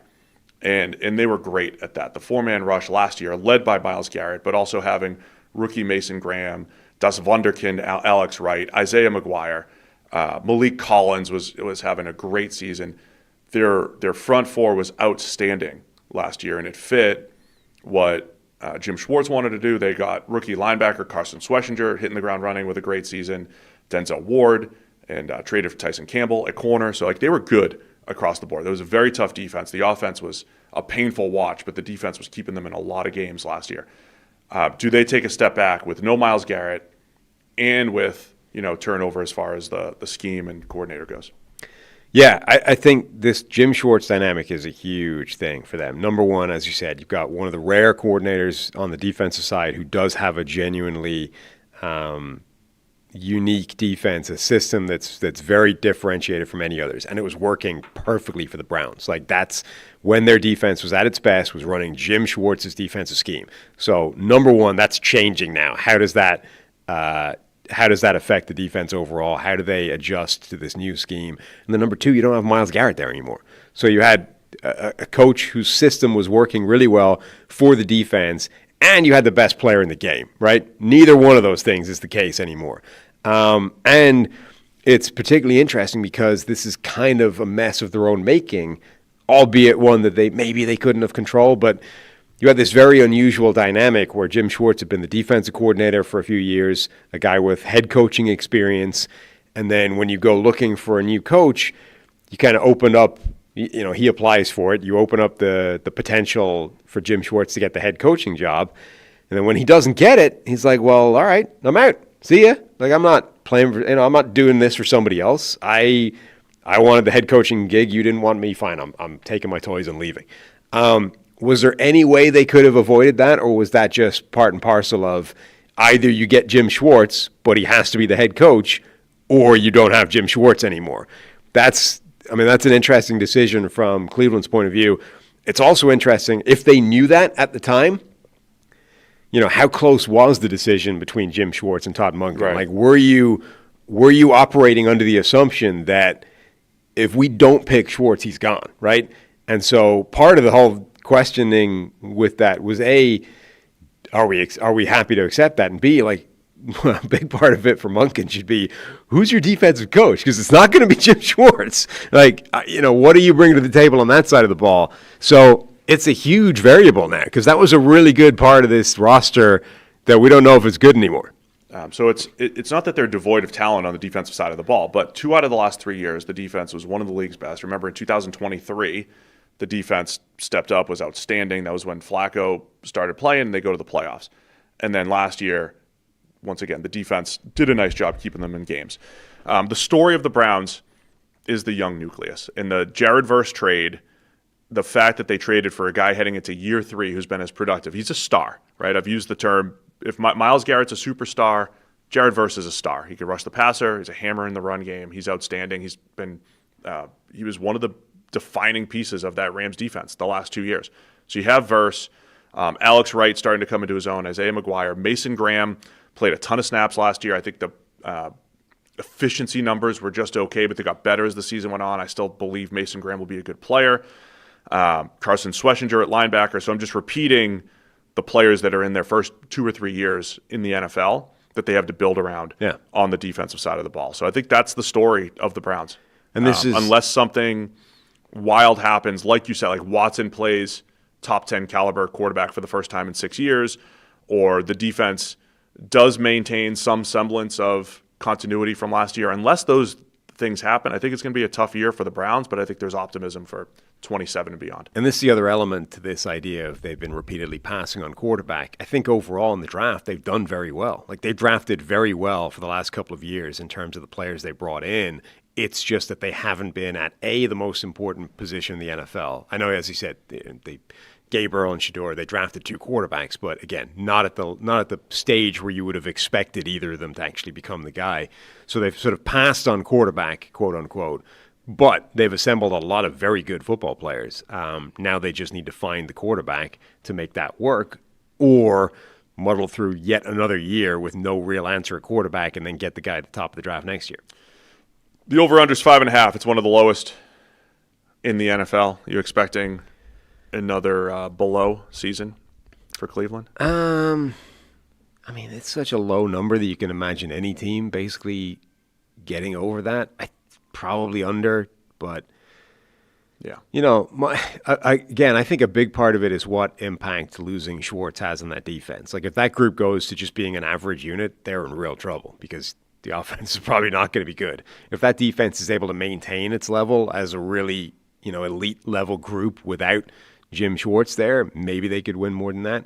That the thing is, it's not like the quarterback room is just terrible, right? We've seen a lot of bad play from Deshaun Watson, but we also do know that somewhere back in time, he was an elite level quarterback. Now, I don't expect him to get back to that, but there's a huge range between where he's been and where he used to be. If he's anywhere in the middle, this team takes a huge step forward. Changes their fortunes. And then Shador, like we said, he wasn't good last year, but he showed a lot of promise in terms of the high-end plays, right? And the stuff that he wasn't necessarily good at was, generally speaking, a strength of his in college in terms of not making mistakes with the football. And we saw this year 1 to year 2 with Caleb Williams, right? His year 1, he was taking all kinds of negative plays, admittedly the sort of hidden ones, the sacks, all that kind of stuff. Year 2, he cleaned that up immediately, right? And he went from being one of the worst quarterbacks in the NFL in terms of sack rate and generally bad relationship with pressure to suddenly one of the best, right? I mean, if Shador goes from being a fairly mistake-prone rookie quarterback to the guy he was in college, where he was one of the most careful quarterbacks in the NFL with the football, between year 1 and year 2, and he's still making the big plays. I mean, it completely changes what he's doing as well. So I don't think that they're automatically in a terrible spot at quarterback. I just think right now you wouldn't bet on either one of those guys playing high-level football. All right, man, we'll wrap up the AFC North with the Steelers in just a minute. But first, Check the Mic is brought to you by FanDuel. Baseball fans, this one's for baseball fans. We know there's a ton. Love our baseball fans here. Do you think you know who's hitting a homer today? Well, FanDuel's giving you a free chance to call your shot with daily dingers. Joining the action's easy. You just make a free pick on who's hitting a home run in their game, and if you're right, you'll get a profit boost to use on your next bet for a chance at extra winnings. You've got nothing to lose and a lot to gain. And don't forget, you can make a free pick every day during the MLB season. I know my kids and I have been locked into the Reds. They're not great this year, but they've got the third highest percentage of their runs coming from home runs. Yeah. So you got, like Gino Suarez tearing it up. My kids love Spencer Steer. Ellie went deep yesterday. So keep an eye on the Reds. They're not winning a lot of games, but they're at least hitting some dingers. And it's just another reason why FanDuel is the home for home runs. So you ready to play your game today? You can join all the action at FanDuel.com/33rd. That's FanDuel.com/33rd to play daily dingers and make your free pick on who's hitting a homer. Play ball and swing for the fences on FanDuel, an official partner of the MLB. You got to be 21 plus in select states. For Kansas, in affiliation with Kansas Star Casino, 18 plus in D.C., Kentucky, or Wyoming. No purchase necessary. Opt-in required. Bonus issued as non-withdrawable bonus boost tokens. Restrictions apply, including any token expiration and max wager amount. See terms at sportsbook.fanduel.com. Gambling problem? Call 1-800-GAMBLER. 100-MY-RESET. Call 1-888-789-7777. Visit ccpg.org/chat in Connecticut. Visit mdgamblinghelp.org in Maryland. Visit gamblinghelplinema.org or call 800-327-5050 in Massachusetts. Call 1-877-8-HOPE-NY or text HOPE-NY in New York, or call 1-877-770-7867 in Louisiana. All right, man, we're on great pace here. Pittsburgh Steelers rounding out the AFC North here. Completely new world. Oh, everything's changed. It's all good vibes. Rodgers had everybody out in a Western retreat, riding horses and stuff. And then he went and reconciled with his family. Like, it's all. You just jumped right into it. It's all great. In addition to Mike Tomlin out, Mike McCarthy in. Uh-huh. I mean, Tomlin never helped Rodgers reconcile with his family. Only Mike McCarthy has. He didn't. Yeah. So I think the Steelers might be one of the hardest teams to predict this year, after being one of the easiest teams to predict under Mike Tomlin, right? I mean, it was like almost a joke, but we were being pretty serious last year when we were saying, look, they won a lot of games early on. We expected them to kind of lose their lead in the division and the Ravens to come back. That did happen at one point. And then it just got silly where it's like, oh, is it a Thursday night game on the road? You're going to lose. Oh, is it a home game on Monday night? You're going to win. Like, it was like predicting what Tomlin and his team were going to do. Oh, the 8-1 Colts are coming to town and you're reeling. Well, you're going to beat them and force 6 turnovers. Boom, then it happens. There was some predictability to Tomlin, which is so fascinating, I think, in sports when you have a head coach who seems to nudge the team in certain directions, right? They play up for certain games, they're down for certain games, and it's pretty consistent. I don't know what you get from Mike McCarthy and Aaron Rodgers. Remember, 10 years ago, they were finishing their tenure together, and it was like, man, this looks stale. Yeah. Looks stale. And then, look, I don't want to get into the whole thing, but we talked about this with Nate Tice a little bit. 10 years later, it's like, was this Mike McCarthy or Rodgers' offense outside of 2 years with when he bought into Mike LaFleur? It's kind of looked the same, and it was more of a Rodgers thing. Yeah. So, and even what does this offense look like, Mike McCarthy? And then the defense. We'll talk about that in a minute. Even the LaFleur thing, there were some growing pains. It started slowly, and then it sort of worked, right? Yeah. But, yeah, I think that's a very real concern, is that the last time these two guys worked together, we were asking what the problem was, right? Like, you sort of forget that it was still prime Rodgers. Like, he went on to win MVPs after that. But at the time, people were like, whose fault is this? This is not working the way it used to. Is this McCarthy's offense? Is this Rodgers in a rut? Is he declining? Where's the issue? And then as soon as they departed and LaFleur comes in and suddenly Rodgers goes back to be an MVP, it's like, oh, it was McCarthy's fault, right? Like, question answered. But the point is, you've now reunited them again. And if you would sort of say that the most likely thing to happen from that reuniting is McCarthy sort of defaults back to the stuff that Rodgers wants to do. And I don't think that's the best way of getting whatever's left in the tank for Rodgers. I think you need a guy who's willing to push him outside of his comfort zone. Like, I think anything we've learned now in the last few years is he now needs help in a way that he didn't earlier in his career, right? That to get the best version of whatever's left in the tank for Rodgers, you need to have somebody who's going to push him outside of his comfort zone, make him do things that he doesn't necessarily want to do, but that is actually going to create the best version of him. And it just doesn't feel like McCarthy's going to be that guy. He's going to be, Aaron's my quarterback. He's a multiple-time MVP, Super Bowl champion. He knows what he wants. That's what we're going to call. And ironically, when you look at Rodgers, the statement that came out, he was talking about quarterbacks should throw more incompletions at practice and come out of their comfort zone and everything. I mean, again, I don't want to spend 20 minutes on this, but no matter who's been calling plays the last couple of years for Aaron Rodgers, the offense tends to morph into what he likes, which is ISO routes on the outside and less risky throws, but just trusting his arm talent to kind of like stick it into a tight window, which, by the way, when you talk about quarterbacks in their 40s and, oh, this guy's falling off a cliff and regressing, there's not much arm drop-off with Aaron Rodgers. Yeah. He's zipping it. He's throwing it. He's got the 70-yard throw. It's all fine. But I think where he is lacked in the last decade as he's aged is taking more of the gimmies and letting the scheme do the work a little bit more. And again, if you go back to the Nate Tice episode, we talked about this for maybe 8 to 10 minutes, and I thought it was a good discussion and it lays out what I'm feeling. The other thing that I'm feeling for the last 4 years for Rodgers is like, is this the best team he's had in a while? And we kind of said that the year with the Jets. Like, the Jets roster looked pretty good. The year with 4 snaps. Before he got hurt, and then it wasn't as good when he actually played the next year. And then last year with Pittsburgh, we're like, okay, he's got DK Metcalf now. He's got Tomlin, and the defense looks great on paper. But the defense, again, the Tomlin aspect on the defense, it's like, man, they just didn't play up to their ability. But now Patrick Graham comes in as defensive coordinator. So, like, is this the best team? You got Michael Pittman coming in, DK Metcalf back. You draft Jeremy Bernard. Offensive line's mostly intact. And the defense has a ton of talent. Is this the best roster Aaron Rodgers has had in a while? Again, a bit like the Browns, except potentially operating in the opposite direction. I'm curious what the change in defensive scheme is going to do for this group, because I was really high on the Steelers this time a year ago because of what I thought the defense could do.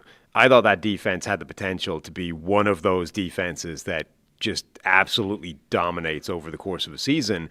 And then the ask for Rodgers is just, well, if you're just an average quarterback, that might be good enough, And the defense was just never that from day one. And because you look at it and you say, well, they've got TJ Watt, Alex Highsmith, Nick Herbig, Cameron Hayward still playing amazingly, Derek Harmon added to this defensive line. Like, this group could be incredible. And it just wasn't. None of these people played up to the level that we were expecting from them. Now, can a new defensive scheme get that right? Can they deploy this group at a level that does play at that, maybe not, best defense in a decade or whatever, but just to a good level? Because if that defense plays to the level of the talent that you think they have, then every incremental level better that defense is lowers the level that Rodgers needs to be on the other side.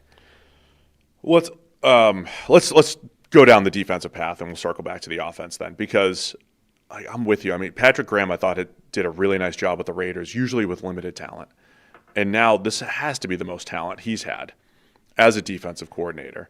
You don't necessarily have, well, TJ Watt plays on the left side and Highsmith on the right side, and we got to figure out rotating Nick Herbig in there. When you have a three-headed monster of players who can get after the quarterback, you deploy them as such and keep offenses off balance. I don't think that was leaned into enough by the Steelers. So their front seven, or at least their defensive line, what we call their defensive line, right? Their pass rushers, it looks like an outstanding unit. The linebackers had some issues last year. Again, was that Tomlin? The number of times that Patrick Queen and Peyton Wilson were looking at each other like, your fault, my fault. They got to shore that up. And then secondary wise, like Joey Porter Jr. coming off of his best season, still has that length and physicality. They had Jamel Dean, who adds more length and physicality, right? I mean, they've got a potential brand in the secondary. Jalen Ramsey, he looked like he was loving running around hitting dudes as a free safety again for the first time since his Florida State days.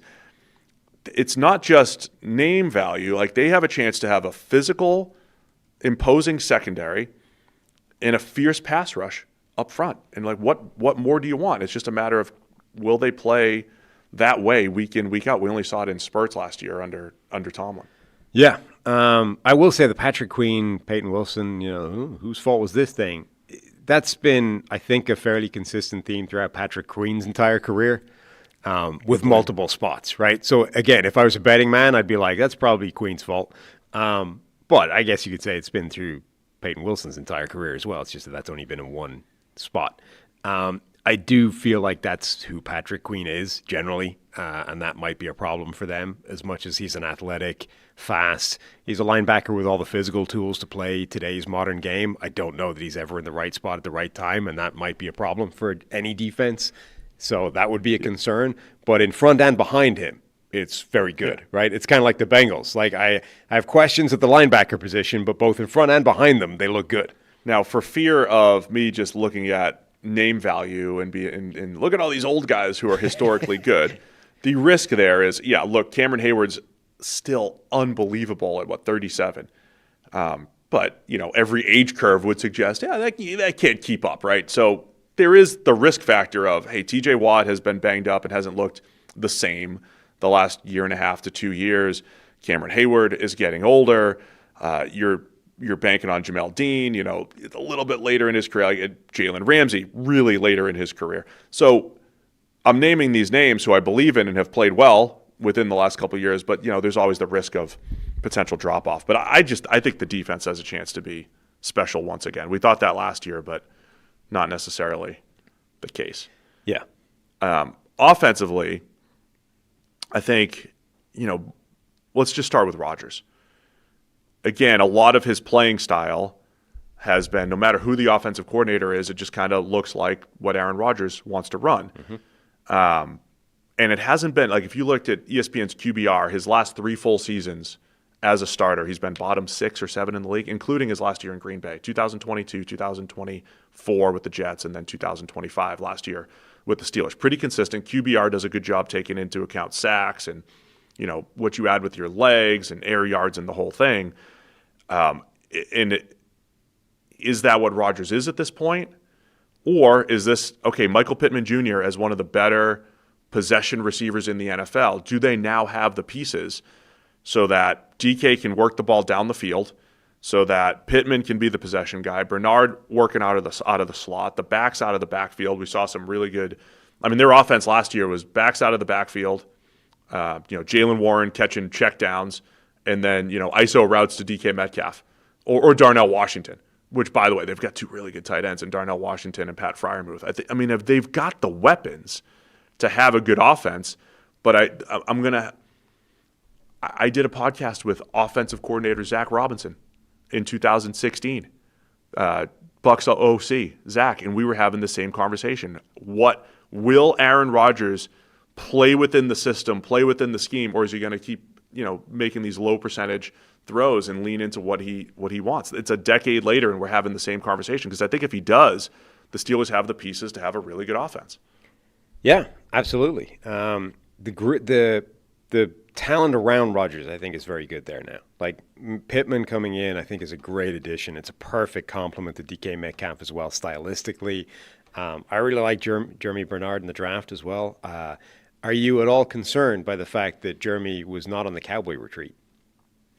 Oh, that's bad. Yeah, Rodgers doesn't break in. He's out now. He doesn't break in rookies well. Yeah. Now, it doesn't always, because I forget, the Jets drafted somebody who was like sleeping on Rodgers' floor for his entire time there and then like did nothing for the entire season. So it's not like bolting yourself to Rodgers for your rookie season is necessarily going to help, but it does feel like being excluded. It's more of an eliminator than it does feel like being excluded from the Cowboy retreat is not a good thing for Jeremy.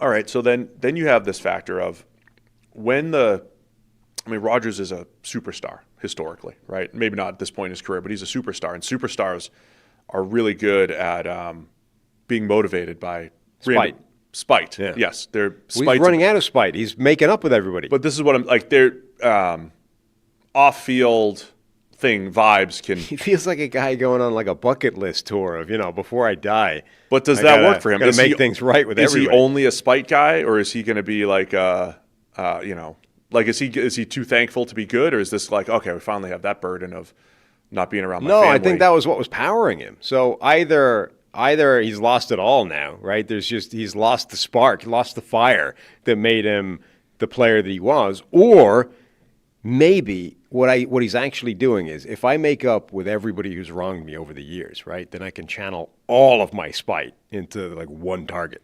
And maybe that's what it is. Maybe he's hyper focusing now his rage onto one specific, like too much of it has been spent on his parents, right? If I make up with them, then I can channel all the rage that I've been feeling towards my parents towards whatever I need to hate in the football game to be good again.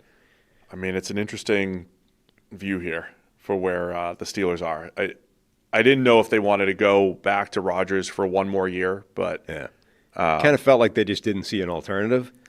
Yeah, they drafted Drew Aller. They have Will Howard coming back. They have Mason Rudolph, but they said, hey, let's take one more shot. And again, I know I mentioned a lot of older guys for Pittsburgh, but I think they've done a pretty decent job of adding talent the last couple of years. The O-line's is pretty young, and they bring in Max Ahanicher as the first-round tackle. I think he's got some developmental ability to go with Fautanu. I mean, maybe they're in a pretty good spot. I just don't know what they get from Rodgers and McCarthy here. Yeah, maybe they tried and he didn't want any part of it, but I would have given, if I'm the Steelers, I would have given Malik Willis the contract the Dolphins gave him and rolled that dice before I was trying the Rodgers thing. But once Malik Willis signed to Miami, Pittsburgh effectively had nothing, like no option but to give Rodgers the time and space to come back one more time. I'm just saying, this offense with Pat Freiermuth and Darnell Washington. Washington's an absolute monster. He's coming off injury, but Pittman is a big physical receiver. DK is a big physical receiver. Like, they have a chance to have their own little brand of, physicality, big-bodied receivers. I mean, that's what Rodgers likes to throw to, whether he's playing within the scheme or not. Rico Dowdle comes in to help with the running back room as a complement to Jaylen Warren. I think they have a chance to be better, but I've said that the last 3 years for Rodgers. Yeah. And a lot comes down to just him and how he not so much how he ages physically, but how he wants to play. The one last thing with Rodgers, he was always like a time to throw. I don't think we named it right back with PFF because it implies that the quarterback is at the mercy of the pass protection. But time to throw is a QB-driven stat, right? It's your option of how quickly you get rid of the ball, his release. He was always a 2.8, 2.9 type of guy throughout his career. Right, he'd have a combination of quick game and then hold it and make some big plays. Last year was by far the quickest time to throw of his career. And we saw this a little bit with Brady, his last year, where it was like a little bit of self-preservation. And I don't know if that means that's pretty much it for Rodgers. Because I think his sweet spot's probably 2.7, 2.8 at this point in his career. Like, you still want to take those shots, but you don't have the mobility that he once had. He has to get rid of the ball. And the line's pretty good. It's not an elite pass-blocking unit. So that's the other thing to keep an eye on. Does he trust the pass protection enough to take a few more shots down the field? Is he getting rid of? Is there too much self-preservation at this point in his career? That's the aging thing shows up there more than it does like, oh, you start throwing ducks like Peyton. That is the where aging comes in more. I think it's your pocket mobility and like your fear of getting hit. But also, I think that showed up a little bit last year for Rodgers. I think his instincts, like his understanding that he's aging and that he needs to change, like his instinct to protect himself from that, I think skews towards the things that were already problems, right? Like the stuff that he doesn't want to do is the stuff that he needs to do more of, not less of, because he's no longer able to do the stuff that he was able to do, right? And that's my worry. And obviously Mike McCarthy is going to be the offensive mind there, but there's nothing there in terms of who they brought in as coaches. Like, there's nobody that you would say signals this is going to be the guy that coaches Rodgers hard and makes him do the stuff he doesn't want to do, right? And I think that needs to happen this year. Otherwise, you're going to get more of the same. Like the guy, the offense coordinator brought in was a guy who's coached tight ends for like 78 years. And now it's like, hey, go coach Rodgers. I mean, is he going to be the guy being like, hey, I need you, hard play action, eyes away from the defense, don't worry about the protection? No. Rodgers is going to be like, no, look, sir, we're running slant flat, and you're going to get used to it. Like, you know what I mean? So my concern is that we're going to run it back again. we're going to get like the last year of Green Bay again, only Rodgers is 58 years older. I don't see it working. So that's, oversimplify. Oh, it depends on the quarterback. But I think in this case, I would need to, it's the same thing I said last year. I said, will Rodgers, work under, what's his face? The offensive coordinator last year. The tight end guy. No. Last year. Arthur Smith. Yeah. Like, will he adjust to Arthur Smith's system? And I don't think he did. Like, it just looked like a Rodgers it was like offense. Which is, these are two different things. Which one's going to move? And it was Arthur Smith's offense bent towards Rodgers as opposed to the other way around, right? Yeah. And I don't think Rodgers makes the best decisions for the offense, which is ironic being his 40. I think that's what Nate and I were talking about. 8.5 for the Steelers. The other high-level thing for Pittsburgh. They haven't had a losing season ever. Mike Tomlin's out. If Tomlin was the head coach, well, of course 9. Yeah. 9 is the answer. He'd do so over the 8.5. But McCarthy's very similar as McCarthy is a similar level of consistency. Tends not to lose. I'll go over the 8.5 here, I believe. This feels like the season it could unravel, though. It could. Under. You're going under? Yeah. We're halfway through. This is not good time. Not good time whatsoever. I'm excited, Sam, to see, my Cincinnati Reds. Big Reds fan now. Yeah. But the Bengals opponents, I'm always looking ahead to who the Bengals opponents are, who their primetime games. And I want everyone to also be able to get to whatever game or concert that they want to get to, which is why I want to give the sponsor of today's video, SeatGeek, a huge shout out. With over 35 million downloads, SeatGeek is the #1 rated ticketing app. There's over 70,000 events listed on SeatGeek, including concerts, sports, festivals, and more. MLB's in full swing. College football starting back up. I'm already looking ahead. I always like looking at the college football schedule, games in and around the area. SeatGeek is perfect for this. You get the NFL, NBA seasons right around the corner as well. Love using SeatGeek. We've got Paul Skeens coming to town. If you want to get to the Pirates-Reds this Thursday, you could do that, Sam. Well, plus we're going to need SeatGeek for when the Bengals reject our credential applications inevitably this season. We're going to make one more push to try to make sure we could get credentialed. And when we're turned down via the Cincinnati Bugler, we will be getting, when they say no, we'll be getting Bengals tickets. Turn to SeatGeek instead. We'll be getting our Bengals prime. You can't keep us out of the stadium. You can deny us press credentials, but we can get in there as a paying customer. When we get denied credentials, SeatGeek has our back, Sam, because each ticket is rated on a scale of 1 to 10. So you know you're getting a good deal. You look for the green dots. Green means good, red means bad. It's like the old PFF. Plus, every ticket is backed by their buyer guarantee. And, of course, I got a code for you guys. Get ready. You can use code MIC10, MIC10, for 10% off your next set of tickets at SeatGeek. That's 10% off any tickets with promo code MIC10. Make sure you click the link in the description to download the app and have the code automatically added to your account so you can use it later. Thank you to our friends at SeatGeek. All right, we're on to the NFC North, starting with the Chicago Bears. Bears coming off a year where they were overtime away from getting to the NFC Championship. Year 1 of Ben Johnson, year 2 of Caleb Williams. A lot of optimism for the Bears, but an interesting offseason, which I'll get into in just a minute here. Your thoughts on the Bears as we head into 2026? Yeah, a lot of optimism, a lot of reasons for optimism, I think. A lot of young players that have already taken steps or shown something pretty impressive, and now you're just sort of projecting one more step forward together, and this group could be something special. Again, Caleb Williams in particular, like we're coming off a year where Drake May was a vote or two away from MVP, where Jaden Daniels was the best quarterback as rookies from that class. And yet I still don't think it's crazy at all to think that Caleb Williams is the best of the three long term. Like he could still be the guy that was #1 overall in that draft class, that was pretty much seen as the unquestioned #1 guy from pillar to post in that whole process. I still don't think it's crazy to think that he could be the guy. What he's already shown has been spectacular. The high-end plays are nuts. The clutch factor late in games was nuts. The thing that he needs to clean up is the easiest thing to do. It's like just make some more layups, like make some more routine throws, have a little higher efficiency on the easier things, and keep doing all the crazy stuff you're doing, right? Don't change any of that. Just make the easier throw over here a few more times. Like if he does that, and if the trajectory stays the same for Colston Loveland at tight end, for Luther Burden at wide receiver, I mean, this offense could be nuts. Yeah, I think I've got I'm with you on Caleb Williams. I mean, it was very impressive what he did down the stretch. The other thing we've mentioned with Caleb, once again, I was talking about Lamar Jackson's sack rate being over 10% last season.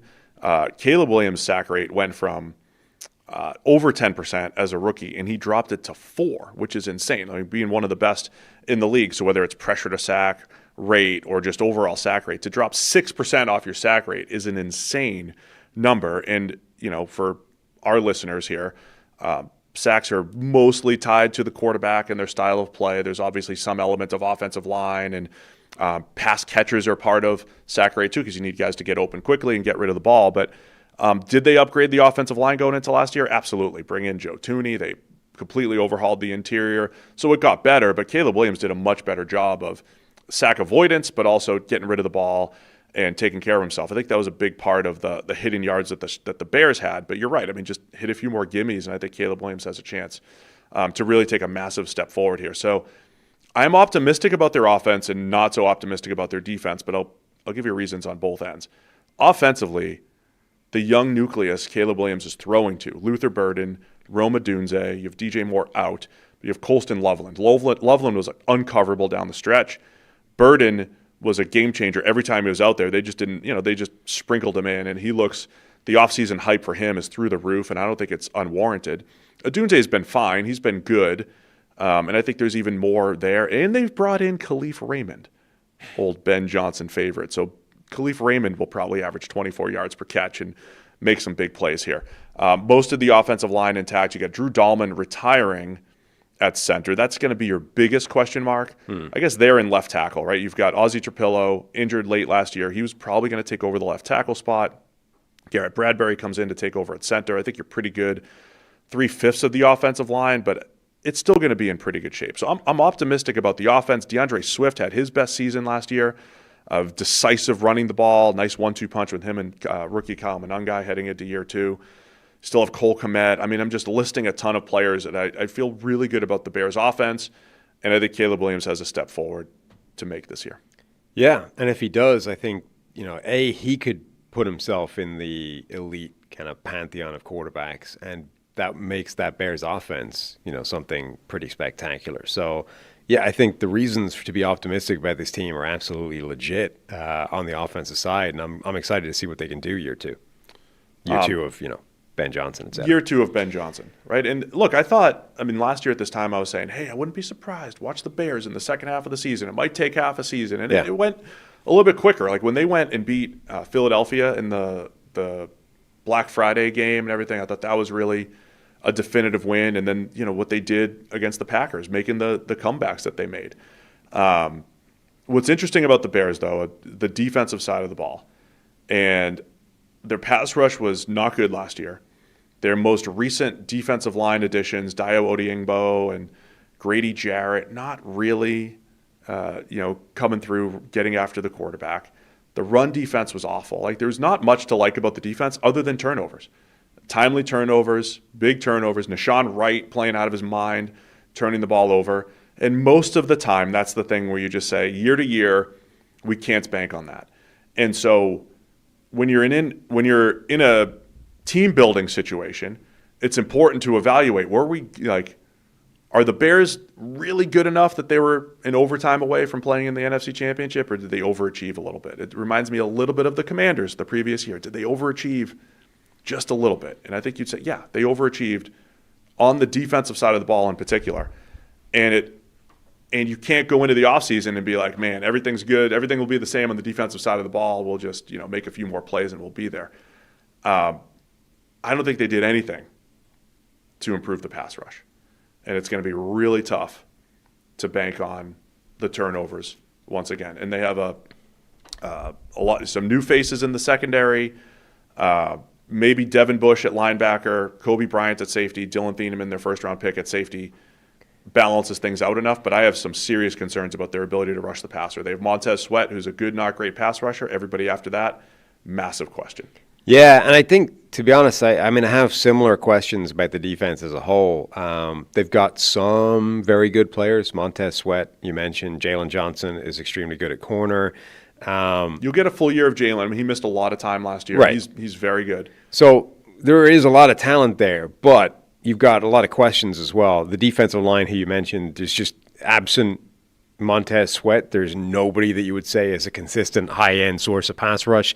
Maybe Austin Booker can take a step and become that guy, but that's a big TBD.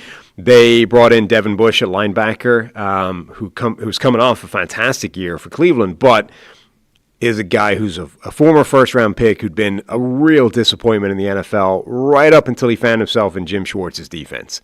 And as we mentioned, Jim Schwartz has this unique, different defense to pretty much every other system you're going to be in. Did Devin Bush figure it out deep into his career and suddenly he's a really good linebacker now, or was he just an unusually good fit for Jim Schwartz's defense and he's not going to be that guy for Chicago? Because TJ Edwards is still there, but they let go of Tremaine Edmonds in the offseason. If Tremaine Edmonds, whatever you think about him, is going to the bad version of Devin Bush, that's a big downgrade. If it's going from Tremaine Edmonds to the last year's version of Devin Bush, that's fine. So that's a big question mark. Thieneman should be a good player, but he's a rookie. We don't know how that's going to work right out of the gate. There's just a lot of question marks about this defense overall. Yeah, in the defensive tackle group, Gervon Dexter's been pretty good a couple years into his career, but when they lost Andrew Billings a couple years ago, 340-pounder, their run defense was awful and never really recovered.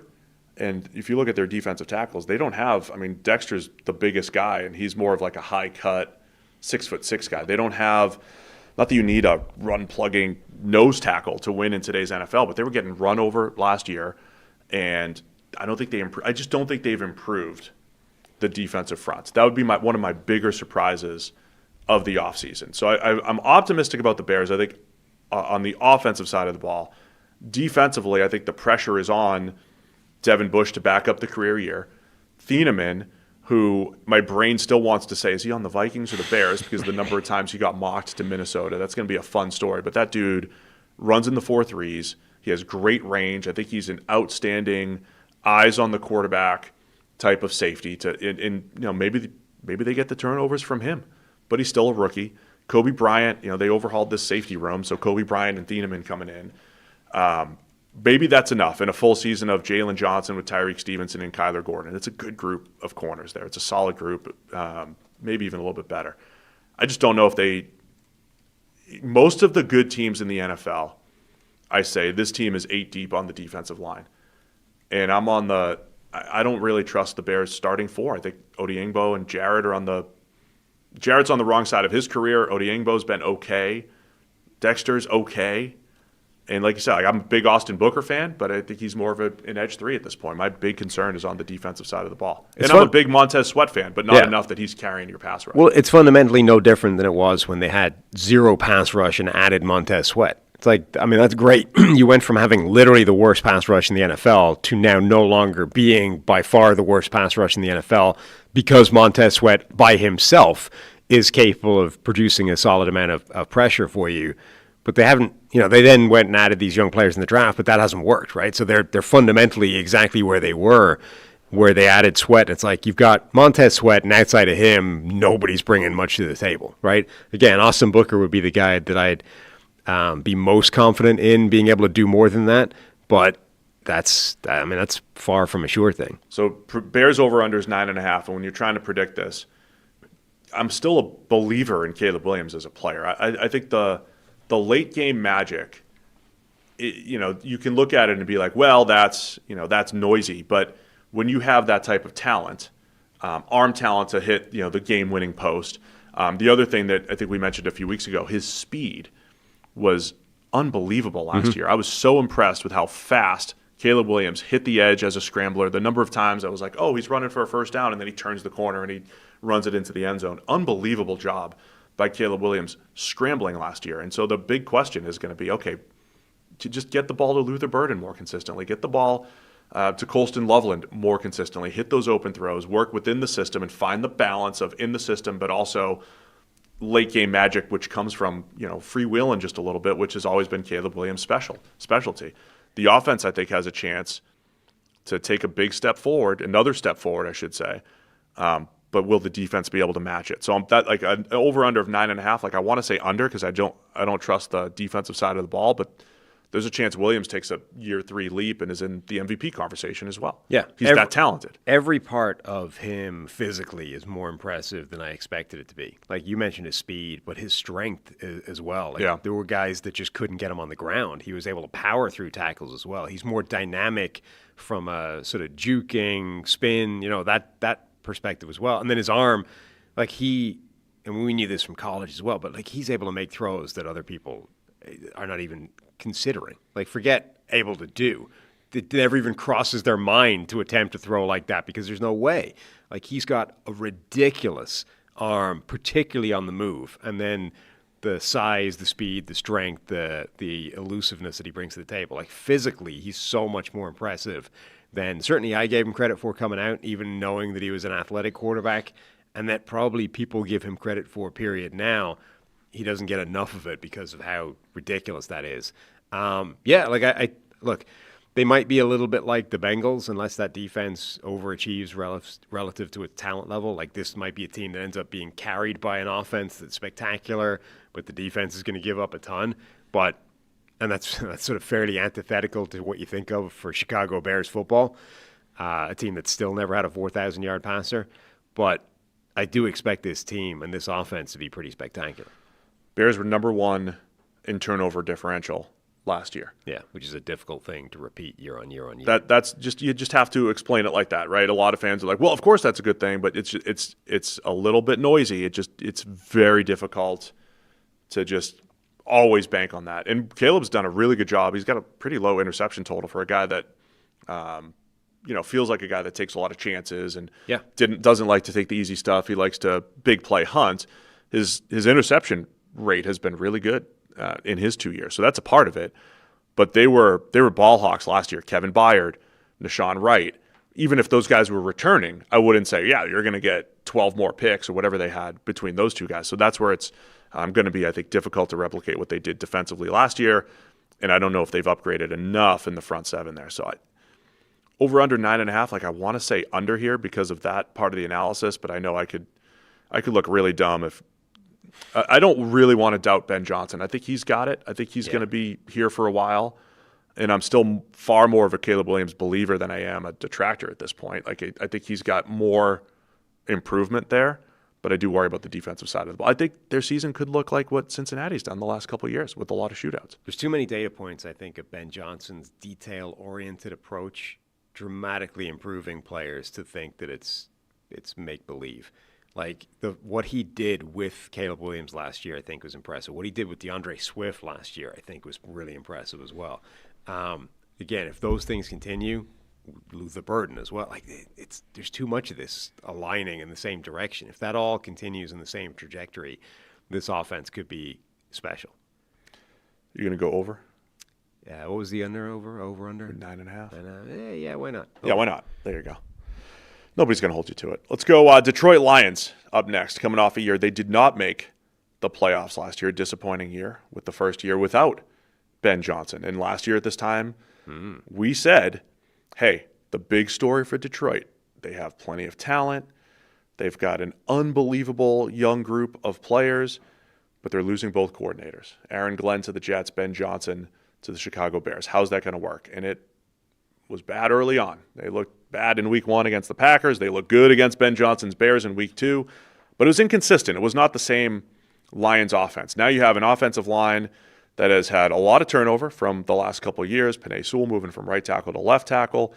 We've got the Terrion Arnold issue in the secondary. They've already had questions at cornerback. So a few more questions, I think, roster-wise for the Lions than they have had the last couple of years, but they've got one of the easier schedules in the NFL, and I still say their young nucleus of players is among the best in the league. Yeah. Talent-wise, this is the thing. They're obviously coming off a bad season. They need to bounce back. But they can, right? There's no reason this team shouldn't be able to bounce back. There's so much talent still there. The bones of this thing, the nucleus is still there for this to be a very good team. It's just now they're under pressure because things didn't go the way that it's been the last few years. So, yeah, I think this team should still be very good. So, starting at quarterback, Jared Goff has been good for them. I mean, he's been very good. I mean, remember a couple years ago we were breaking down, I think I asked our listeners, rank, who's the best quarterback in the NFC North? And I think we put a poll in the chat, and I put it out on Twitter, and it was very close between the top three, Jared Goff, Caleb Williams, and Jordan Love. And very opinionated as well. Of course, look at the numbers, it's Jordan Love. Of course, it's Caleb Williams. Look at the talent. Of course, it's Jared Goff. Are you people sleeping on the numbers of Jared Goff? And there's an argument for Goff across two teams now with the Rams and the Lions. Sure. You look at his numbers, and he's been pretty consistent.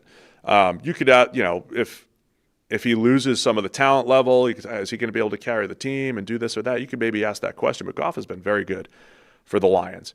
David Montgomery out. I have some concerns about that. At running back. Isaiah Pacheco as now the complement to Jahmyr Gibbs. Montgomery, by the way, was huge plays last year. Yeah. Once you revert that back to him being the backup, all of a sudden Montgomery was creating some explosives and difficult to tackle. So I think they take a bit of a step back there. And then to the offensive line, you Taylor Decker out. Penei Sewell's going to move from right to left. You draft Blake Miller as a plug-and-play right tackle, which I think is fine, but he's a rookie. Yeah. So you just have a few more questions, and we all know that since Frank Ragnow's retired, they've been more inconsistent on the offensive side of the ball with Ragnow out at center the last 2 years. And that's one of the biggest sort of differences from the Ben Johnson era. I don't know how much of this Ben Johnson individually directs or drives, but remember the first thing he did when he got to Chicago was immediately the Bears went crazy on the offensive line. It's like Ben Johnson's had the best or the second best offensive line in the NFL for the last few years, during which obviously he's orchestrated this incredible offense for the Lions. Evidently, he has no interest in finding out whether or not it works without a really good offensive line, right? The Bears didn't have one of those, so they went really hard to try and get one year one, and it was a good line last year. Meanwhile, the Lions have started to let that line, be chipped away at. And maybe it was unavoidable. Maybe they just didn't have a choice. Obviously, it's not like they tried to get rid of Frank Ragnow, but, they've lost multiple players from that offensive line that was the best or the second best in the NFL. And there are now some question marks, right? And they've done what they can to patch it back together. Tate Ratledge looks like he'll be a good player going forward. Maybe Blake Miller will be too, but as you said, he's a rookie. Those guys don't always play at that level right away. You're now asking Penei Sewell to switch sides of the line. It'll probably be fine, but it's at least a variable in there. And so all of a sudden, this group that used to be 4/5, maybe 5/5, completely no questions, strong, don't worry about it. Now you've got tiny question at left tackle, right? Does Penei Sewell play the same way at left tackle that he played at right tackle? Probably, but, TBD. A question mark at left guard. A probable question mark at center. He's certainly no Frank Ragnow. How good will Tate Ratledge be at right guard? He's good right now. Will he become very good? Will he become great? Will he stay at just good? And then a question mark at right tackle. How good is Blake Miller right out of the box, right? How long does it take for him to become very good? So suddenly what was 100% no question marks is now at least 60% question marks, maybe higher than that. And that's a massive departure from what it used to be. Remember, Graham Glasgow was an average guard. He was like the biggest question mark. He was the biggest question on their line 2 years ago. So I want to look at it from both angles. Again, I think the Lions' core players, really good. They had an outstanding run of drafts from 21 to 23. The core nucleus is outstanding. But the roster, I think, has taken a hit over these last couple of years. They still have playmaker-wise, Amon-Ra at receiver and Jamison Williams. We saw what Isaac Tesla was able to do with his spectacular catches. You're expecting more from him in year two. Jahmyr Gibbs can take over a game as far as running backs taking over a game. His ability to just go for, like he did against the Giants last year, just go for 200 at any given point and take it to the house. Gibbs can do that. Sam Laporta coming back off injury. So it's a great group of playmakers, but the line is going to be a big deal because the Lions' offense was so good because they could run it, they could throw it, they would run it in disrespectful situations, 3rd and 5, 3rd and 6. They'd be aggressive on 4th down, as we know, and maximize all 4 downs under Dan Campbell. It was a tough offense to play, especially in the dome. But it's they need that the interior of the offensive line in particular, I think, to gel early to make this thing work. And also, now you are putting more on Jahmyr Gibbs' shoulders, right? Because Montgomery's gone. Pacheco is not at that same level of complement, so you would imagine that's okay as long as the workload shifts towards Jahmyr Gibbs. Primarily, he has a bigger role in that offense. Well, now you need to maximize the space available to him, right? Like you want an offensive line at the peak of its powers so that Jahmyr Gibbs can operate at the peak of his powers. If the line isn't as good, then Jahmyr Gibbs might not be as good, and now you need him to be as good as he's ever been because he doesn't have the complement knuckles to Sonic in the backfield anymore.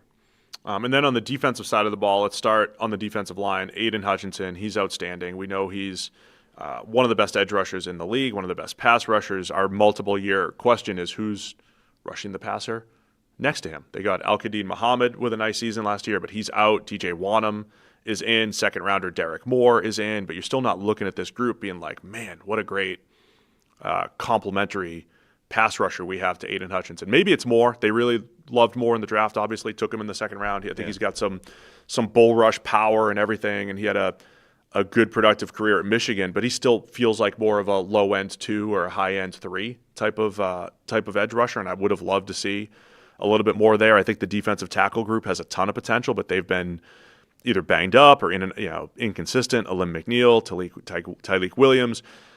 Year 5 of me talking up Levi Onwuzurike, who missed all of last season. He's barely played, but he's been good when he's out there. I don't know what you can expect from him with all of his injuries, but defensive tackle, they've got DJ Reader out. They've got some big-bodied players, but you just haven't gotten the best play out of – you didn't get the best play out of McNeil last year. Tyleik Williams was okay as a rookie. So the D-line is Aiden Hutchinson and friends, I think, once again.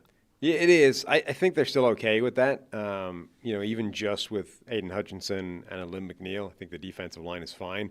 My concern with the defense is more the back end, which this group – it was incredibly banged up last year. The problem is that's not necessarily gone away. Obviously, cornerback, they had this group where they drafted a couple of them. They also brought in DJ Reed. None of that has really worked to a high level. DJ Reed was okay, but not the player that he was when he was with the Jets. You've got the Terrion Arnold thing where he got himself in legal trouble. They cut him when he got out of jail. So now they don't have him, right? So you were expecting – that was a question mark anyway with him on the roster. Now you don't even have him on the roster. You lost other players, so now it's like DJ Reed, Roger McCreary's in. Ennis Rakestraw was the guy that they drafted in the same draft as Rocky Arnold. Played 600 snaps last year, maybe expecting him to do something similar, which is okay, but not great. Keith Abney, it's like you feel pretty good about DJ Reed, not so much about the rest of them. The safety duo of Kirby Joseph and Brian Branch, talent-wise, those guys are fantastic. But Brian Branch is coming off an Achilles injury, right? That, again, the next guy in this, timeline-wise, he's good to go. But strength-wise, is that leg going to have him performing at the same level? He's going to be on the PUP list, I think, to start this whole process. Kirby Joseph's knee, I think, could be a sort of permanent degenerative management type of thing. Is he ever going to be the player that he was before, or is he able to play through that and still play at a really high level? I think you just have to have some pretty significant question marks about the back seven generally, given all the injuries. You have Kelvin Shepard, too, as the defensive coordinator.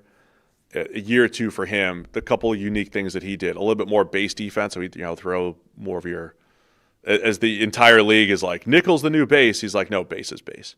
We're going to play with our base defense out there and match up a little bit differently. More players in the box to stop the run, and they're always on. Even under Aaron Glenn, they've been on the higher end of playing man coverage as well. So the defense, I want to see how they adjust as well because they've played a lot of man and they haven't necessarily had the horses to do that from a cornerback perspective. So I want to see how they adjust schematically as well. So I think my high level view of the Lions. Listen, Lions fans, I know we love you guys. So I still love a huge part of their roster. I think the foundation that they built through drafting for a 3 or 4 year period is outstanding. I keep using the phrase depth has been chipped away at, and I think you got to be honest about that. Offensive line, secondary, and then some of their good players being banged up, to your point, and random off-field issues like Terrion Arnold. The depth has been chipped away at. So there's reasons for them to think that maybe the roster is not as good as it was 2 or 3 years ago. However, they are on the good side of roster schedule strength here. They're one of the 3 teams that is on the top 3 easiest schedules per Warren Sharp's adjusted schedule rankings. That gives me reason for optimism for the Lions because I still think they'll be better offensively. Drew Petzing comes in as the offensive coordinator. I think things should be better. Bruce Gradkowski's there. They should be better offensively, more consistent offensively. I think they've got talent at every level defensively between Aiden Hutchinson, Jack Campbell coming off of an outstanding season. They just paid him at linebacker. I think Campbell finally coming into his own as a great 3-way player, a 3-down player. There's talent in the secondary when Branch and Joseph are healthy, and we'll see when they come back. So I'm optimistic about the Lions as a whole. Schedule is a big part of it. Nucleus is a big part of it. But I do believe a team that's battled a lot of injuries these last couple of years may be a little bit more fragile than they've even been these last couple seasons. Yeah, I mean, they had those in one in particular. They had that one spectacular draft, right, where they nailed everything contrary to everybody's expectations or criticism of, oh, look at all these players. They're not high positions of value. Every one of those picks was a slam dunk. But they're another team that sort of shows it's hard to do that year after year after year. And even when you do, you've then got to live with the consequences. Well, now we've got to pay all these guys. But that's still theoretically a good problem to have. But it's hard to draft well every single year, right? And all of a sudden they then have a draft where they don't knock every pick out of the park. And now it's like, well, now you don't have any corners because the 2 guys you drafted didn't become good and or got themselves booted off the team because of extracurricular activities. And so, yeah, they've got some holes on this roster that they didn't have before. I think they're still strong in the right places broadly. You know, quarterback Jahmyr Gibbs has shown he's a playmaker. The wide receiver group with Amon-Ra, with Jameson Williams. Penei Sewell at left tackle now should be great. Aiden Hutchinson is your chief pass rusher. Like, these are very important players and positions to have elite players at. But, you know, we've illustrated all these issues of suddenly at least half your offensive line is a question mark. Most of your defensive line is a question mark. Most of your secondary is a question mark. Like, there's too many question marks to be confident about. So, listen, hear me closely here. Just listen closely, Lions fans. Let's be just trying to be realistic here. I'm not saying you would change anything about the 2023 NFL draft that they had. Gibbs, Branch, Laporta, and Jack Campbell. I'm not saying you would necessarily change anything. The argument against, though, the argument for positional value and against doing what they did, getting Gibbs, Campbell, getting running back, linebacker, tight end, and safety, the argument against it is 3 years later when we're listing the weaknesses, the potential holes on this roster, and they're at offensive line and at corner and pass rusher. When those are the questions, and your strengths are running back, absolutely, Gibbs might be the league's best. Linebacker, Campbell looks like one of the league's best. Safety, Branch looks like one of the league's best. Your strengths are at those positions, but your weaknesses are at some of the more valuable positions. That's the argument against. Even if you hit on the players, it's like, well, you still have O-line questions, you still have edge questions, you still have corner questions, and that might be worse for you from a team-building perspective. I'm just saying that's the counter-argument. I'm not saying, you never should have taken Gibbs. I get it. You hit on all 4 players. But the counter-argument is where are your weaknesses now 3 years later? They're in some of the spots where you wish you had better depth at O-line, corner, and D-line. Yeah, I mean, I don't think you can necessarily choose, when you draft well and when you don't. My thing would be more, look, on that one draft, you nailed it, right? You had 4 straight picks, the most important 4 picks, the top 4, and you nailed every single one of those players, and each one of those guys has got a case to be like a top 5 player at his position. That's fantastic. The problem is, the following draft, you might not have got anybody, right? Your draft that year was Terrion Arnold at the top. He's no longer on the team. Ennis Rakestraw in the second round. He's barely seen the field and has been not good when he has. Canada, Manu, the big offensive tackle in the 4th round, he's not featuring, right? Sione Vaki, the safety running back hybrid thing in the 4th round. And then Mekhi Wingo and Christian Mahogany, right? You might not have a viable player out of that entire draft, right? That's your problem. It's like, yeah, you can mock everybody and be like, what do you guys know? We just take the best players and look at us. We're drafting like superhumans. Great. If you can do that, more power to you. Problem is, you then back that up with a draft where you might not have found a single viable player, and that's where it ends up falling apart. All right, over-under's 10.5 for the Lions. So Vegas still optimistic. The schedule's a big part of it. I think they do bounce back, and I'll go over with the Lions in that schedule. I'm going to be high on them this year. I've just talked myself into them having too many concerns. I'm going to go under. Once you talk through it, you never know. All right, 2 more teams left, starting with the Green Bay Packers. Packers coming back after losing in the playoffs to the Chicago Bears. Over-under is 9.5 wins for Green Bay. And, last year at this time, I was describing their roster as, good, solid across the board, lacking superstars. And they said, well, watch this, Steve. We're going to trade a couple first-rounders for Micah Parsons and bring in the necessary superstar. And it looked like an outstanding move early on. They had the best defense in the league a few weeks into the year. Parsons, of course, goes down with an ACL late in the season.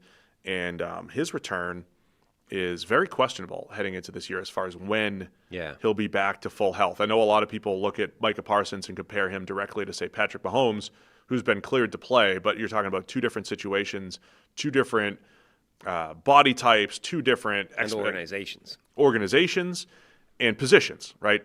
Yeah. So there's a reason for this. So Green Bay's in an interesting spot where Parsons was a complete game changer for that defense, as they hoped, and they might be without him for maybe the first half of the season or so. That's the thing. So, number one, you've got Green Bay, who, as an organization, have this policy of if it's multiple ACLs for a guy, he's going to have a mandatory 9-month, stand down. Or is it a full year? 9-month, whatever it was. Mandatory stand down period, which is going to put him up against this thing. And then I think acutely aware of how important he was for the team, they're like, look, let's slow play this, and he probably is going to be halfway through the year before we see him. So you're almost talking about 2 different defenses for this team, because that's the kind of difference that he made a year ago. Yeah. When he was out there, this was maybe the best defense in the NFL, certainly one of the top. And then when he wasn't out there, it was nothing like that. So we might be talking about the inverse of that. For the first half of the year, this defense is just trying to muddle its way through and, get out of the first half of the season without too much damage being done with, Lucas Van Ness leading the line or whatever. And then for the second half of the year, it's going to be like, okay, now this is what this group actually looks like with a fully healthy Micah Parsons deployed. And that's assuming he is fully healthy at the end of all this. Like, who knows? Maybe year 1 is a bit of a down year for him coming off this ACL. But, that's a huge variable for them because, we can debate how impactful is he in the run game, all these kinds of things, like exactly how good he is. But, just watch the first half of the year before he went down, how much of a problem he was for anybody that was trying to block that defense, for anybody who was trying to block the Packers and trying to contend with that defense. He was a dominant force, and that defense was destructive with him out there. Yeah, the corners were just sitting on short stuff, of course, because of Parsons, right. Because the ball had to come out so quickly.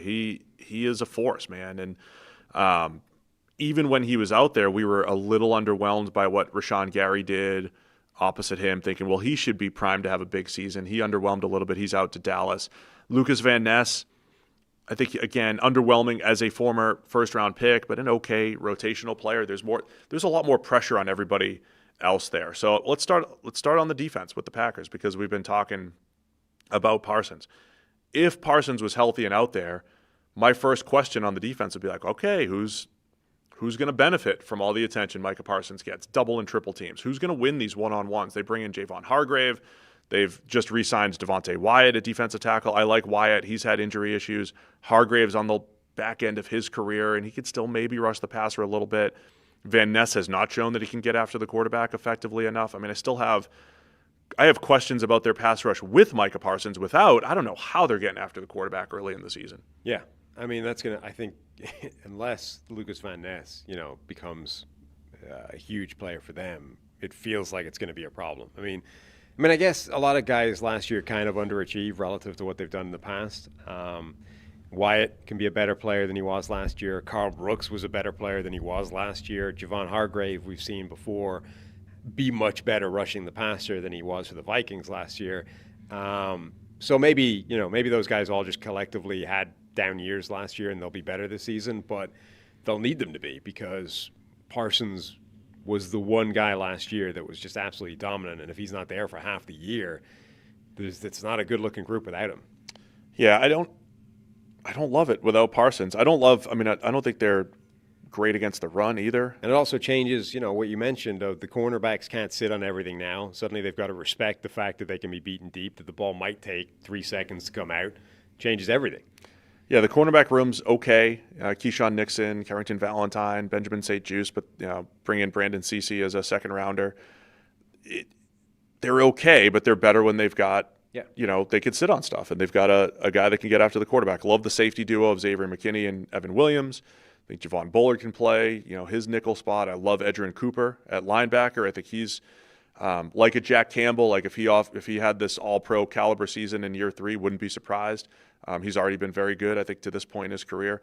So there's things to like about the defense, but I always start with the D-line. Not only like edge and D-tackle, do they have the depth, and do they have the difference makers? And I think they're lacking there with Green Bay. And the caveat here for all Packers fans is, what did I said after the draft? I just don't jive with your drafts, generally. And it doesn't mean I'm right. Look, I'm right a lot, guys. Look, I'm just saying. The Packers might be the team that I just don't jive with, and that year after year they end up being pretty good. And by the way, I'm going to like their offense. I'll talk about their offense in a sec. But it's kind of like the Bears for me. I just don't trust this side of the ball. If Parsons is out there, I think there's a force multiplier effect that he brings to the table. That's why you give up 2 first-rounders to get him. But without him, I've got some concerns at the beginning of the year. Yeah, I said this on a Packers podcast that was on recently. Same thing. Like, I agree. Like, I made that point that, statistically they're right. They're not a bad drafting football team. Like, they've been a pretty good group at this, but invariably I just don't like the players that they select in the draft, right? There's something about, and they're one of these teams that has a fairly clear set of criteria for these are the types of players we select, these are the types of players we don't, thresholds, all that kind of thing. I just tend not to like the collection of football players they come out with at the end of any given draft, but it's been proven to be pretty successful overall, big picture-wise, right? I think they're a good sum-of-the-parts team-building team. I think they're really good at drafting positional value and just drafting in volume when it comes to receivers and corners and offensive linemen. And every offensive lineman can play guard or tackle. And I think that's where they end up winning, is just depth across the board. And then when they're really good is when, one of those receivers maybe plays like Christian Watson did last year and looks like a star, even though he was limited time-wise. So when a couple of the players start to really hit, or they add a Parsons and he plays like a star, then it raises the level of their already solid roster. I think that's how I would characterize the Packers. And then the offense has more star power now because Tucker Kraft had taken a big step forward, but he got hurt. Christian Watson seemed to take a step forward. And by the way, Jordan Love, he's had his career arc of first full year as a starter in 2023. The second half of that season was out of this world good. Mm-hmm. Gets hurt early in 24, plays through injury for much of the season, regresses a little bit. His performance wasn't as good. But last year he's healthy again until the end of the year when he gets hurt. But when he was healthy last year, he was good again. He was very good again. I mean, so that's the other part that I think keeps them going is they've hit on the quarterback again. And when Jordan Love's healthy, they could beat anybody. Yeah, absolutely. The offense, I think, will be really interesting because it's funny. Jordan Love is becoming one of the more polarizing quarterbacks in the NFL. It cracks me up. Real quick, I feel like there's like 10 of those guys. Yeah. Like every quarterback's so polarizing. Well, that's the point. Is it cracks me up that we're in this world where, we're wondering why collectively everybody's so bad at drafting quarterbacks overall. Like you draft a guy in the first round, you don't really know whether he's going to be good or not. And everyone's like, why is that? Where there's more data than ever. Like, we can't even agree who is good and who isn't. Right. We're not projecting anything. Like, you're watching this guy week on week. In the NFL. Yeah. There's no projection. He's in the NFL. In the offense that he's going to be running, with the same players, and we can't even agree on a week-to-week basis, was he good or not, right? How do you expect to be able to project whether a guy's going to be good when you're changing everything, right? We're going to take him into a new environment with new teammates, with new coaches, with new everything, and you're going to guess whether that projects or not. We can't even decide if a guy that we're all watching is good or not. It's nuts. But Jordan Love is becoming that guy where, like, some people, think he's one of the top quarterbacks in the NFL. Others like, I don't know, there's something missing. I just don't see it, right? I don't know how to square that, right? If we can't all agree that Jordan Love is a very good quarterback right now, I don't know what to tell you. The funny thing is, a lot of the things people think are missing are like late game magic and everything, and a lot of the numbers are in his favor there as well, where he is pretty good in crunch time, and like he throws as good of a deep out as anybody in the league. His ability to just zip it outside the numbers, helmet high. I think Jordan Love is very good, and I think Christian Watson at receiver, like I said, that they moved him around a little bit last year, created mismatches. He became more than just a speed receiver. Like he was a force last year, but he's got to stay healthy. They lose Romeo Doubs, who's been a good, dependable, two-ish type of receiver, which is what they've built this offense out of. Matthew Golden has to step up and probably be that guy in year 2. Well, the offense, I think, becomes really interesting because they've streamlined the receiving core, and I think before it was a kind of collection of guys who none of whom was a clear number one, and any of whom could kind of become the number one guy in any given week, right? This could be a week where Jaden Reed is the alpha. This could be a week where Romeo Doubs is. This is the Christian Watson week. Now they've sort of streamlined it by shipping off a couple of receivers, but also everybody who is left seems to have a much more defined skill set. They're very different, right? So you've got Jaden Reed, Christian Watson, and Matthew Golden, who should be the theoretical top 3 receivers. Tucker Kraft sort of moved to the side for a moment as, tight end, but different type of player. Like he could be your number one receiver based on how he was playing last year. But in terms of wide receivers, you got 3 guys. That should be the depth chart. And those 3 guys are radically different skill sets, right? You got Jaden Reed, who should be doing the kind of underneath gimmicky type stuff, the horizontal stuff. You got Matthew Golden, who's the kind of smooth route runner. And then you've got Christian Watson, who's the big-bodied, fast, deep threat. I like that as a balance. Now, is that better than just having 5 capable receivers, any of whom could be, could get 8 targets in this game? I'm not sure, but it somehow feels neater to me. And Christian Watson was the best version of himself we've ever seen last season. Matthew Golden, for as unproductive as he was as a rookie, I feel like the tape was actually pretty good. Like you watch it, I don't think that he should have been that unproductive. I think there's a player there to break out this season, and they've cleared the pathway for him to do that. And then Jaden Reed, I think, is just a very good receiver. So I like that group. And then if you add Tucker Kraft back into the mix based off the season he was having last year, it could be spectacular. I got questions about the offensive line, but again, I mean, always have questions about Green Bay's always, right? I mean, it's so I've got I've my predictive team score system, I think, tells a little bit of a story here. The Packers the last 3 years, my scores, this is where I don't vibe with them, right? But they're better, but they've overachieved relative to my numbers. They've been projected for like 7.5 wins in my system, which is good overall, but they've outperformed that every year. And I think Matt LaFleur deserves a ton of credit for that. Usually if you can identify talent level and then you overachieve or underachieve relative to that, usually tie that to coaching and scheme and other parts. And I think LaFleur's ability, I mean, look back at what he did with Aaron Rodgers and those 2 outlier MVP seasons. They're outliers now in the course of the last 8 to 10 years of Rodgers' career, what they've done to develop Jordan Love. I think Matt LaFleur, for a lot of the crap that he gets as well, maybe late game management or blowing some leads or whatever it may be, but still like the overall body of work for Matt LaFleur deserves, I think, a ton of credit that they've done this with. When you stack up the man-for-man offensive line, like Rasheed Walker made $4 million in free agency this year. Nobody was like, man, we really need that 4-year starter at left tackle for the Packers. He's been okay. They paid $20 million for Aaron Banks to play left guard. He's okay. Like, they're not a great offensive line, but they make do. So I think they're another team that looks like, hey, over-under is 9.5. I think they're right around that 9 mark again, but they become 11 or 12 if Parsons comes back and becomes the game changer that he can become on the defensive side of the ball. Well, that's the thing. Like their 2 most important players last year outside of Jordan Love were Tucker Kraft on offense and Micah Parsons on defense. And when each guy went down, it changed what that side of the ball looked like. I think their offense got radically worse without Tucker Kraft. I think their defense became radically worse without Micah Parsons. Parsons, we know, is probably not going to be playing, let alone an impact player for basically half the season. And Tucker Kraft, coming off an ACL injury, might take him half a season to get back to where he was. So again, the Packers might genuinely be sort of 2 different versions of themselves. Like we might be talking early season Packers where they're just not as good because Parsons isn't there because Kraft is still working his way back. And then we might see a version that's like November, December Green Bay, where suddenly Kraft is 100% again, where suddenly deploy the Parsons and they've got a pass rush and everything changes on defense, and the Packers may suddenly look like a completely transformed team in the second half of the season.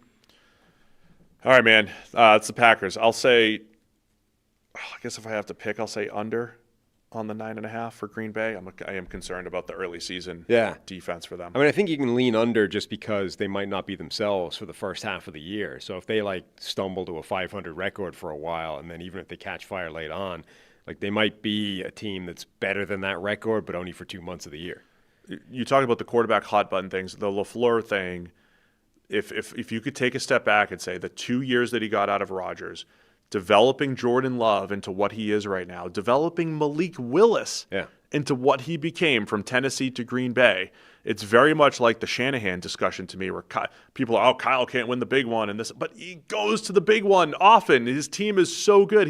If you are able to either develop or maximize multiple quarterbacks, then you have a skill set that a lot of coaches don't have, and I think LaFleur has that. Could he be better in other areas? Sure. But I'm just saying, the floor is high, I think, because of LaFleur. Tom Brady talked about this on It's Just Football, I think. No, that's not what that's called. What's it called? The thing with Roy Keane and Gary Neville, and I forget what that thing's called. Anyway, he was on that talking about soccer football, right? And he was like, it blows my mind that, guys over here, head coaches are fired all the time, right? He's like, it's down to the players, right? Obviously, a coach without players, blah, blah, blah. Now, people were pointing out the irony of the fact that the Raiders have been firing coaches left, right, and center. But I kind of agree with him in that the idea that Matt LaFleur or Kevin O'Connell, that their seats could even be remotely warm at this point is crazy based off what they've done, in my opinion, right? Okay, has Matt LaFleur come undone in the playoffs a couple of times, and is he perfect? No, sure. But the idea that you're going to get better by firing him, I think, is an extremely small landing to be trying to stick, right? To me, LaFleur and Kevin O'Connell have shown they are very high-level coaches, and it's like finding the quarterback, right? Is your quarterback the next Tom Brady? Probably not. But has he already shown he's capable of winning a Super Bowl and being a big reason for why that happens? Yeah. So let's settle on that guy and build around him rather than trying to find the guy that's 2% better than him. With LaFleur, that guy's ceiling, I think, is still very high. And the floor, as you said, is insane. He's got, I think, the second best record in the NFL since he got the head coaching gig. And he's developed quarterbacks, multiple of them, into the best versions of themselves.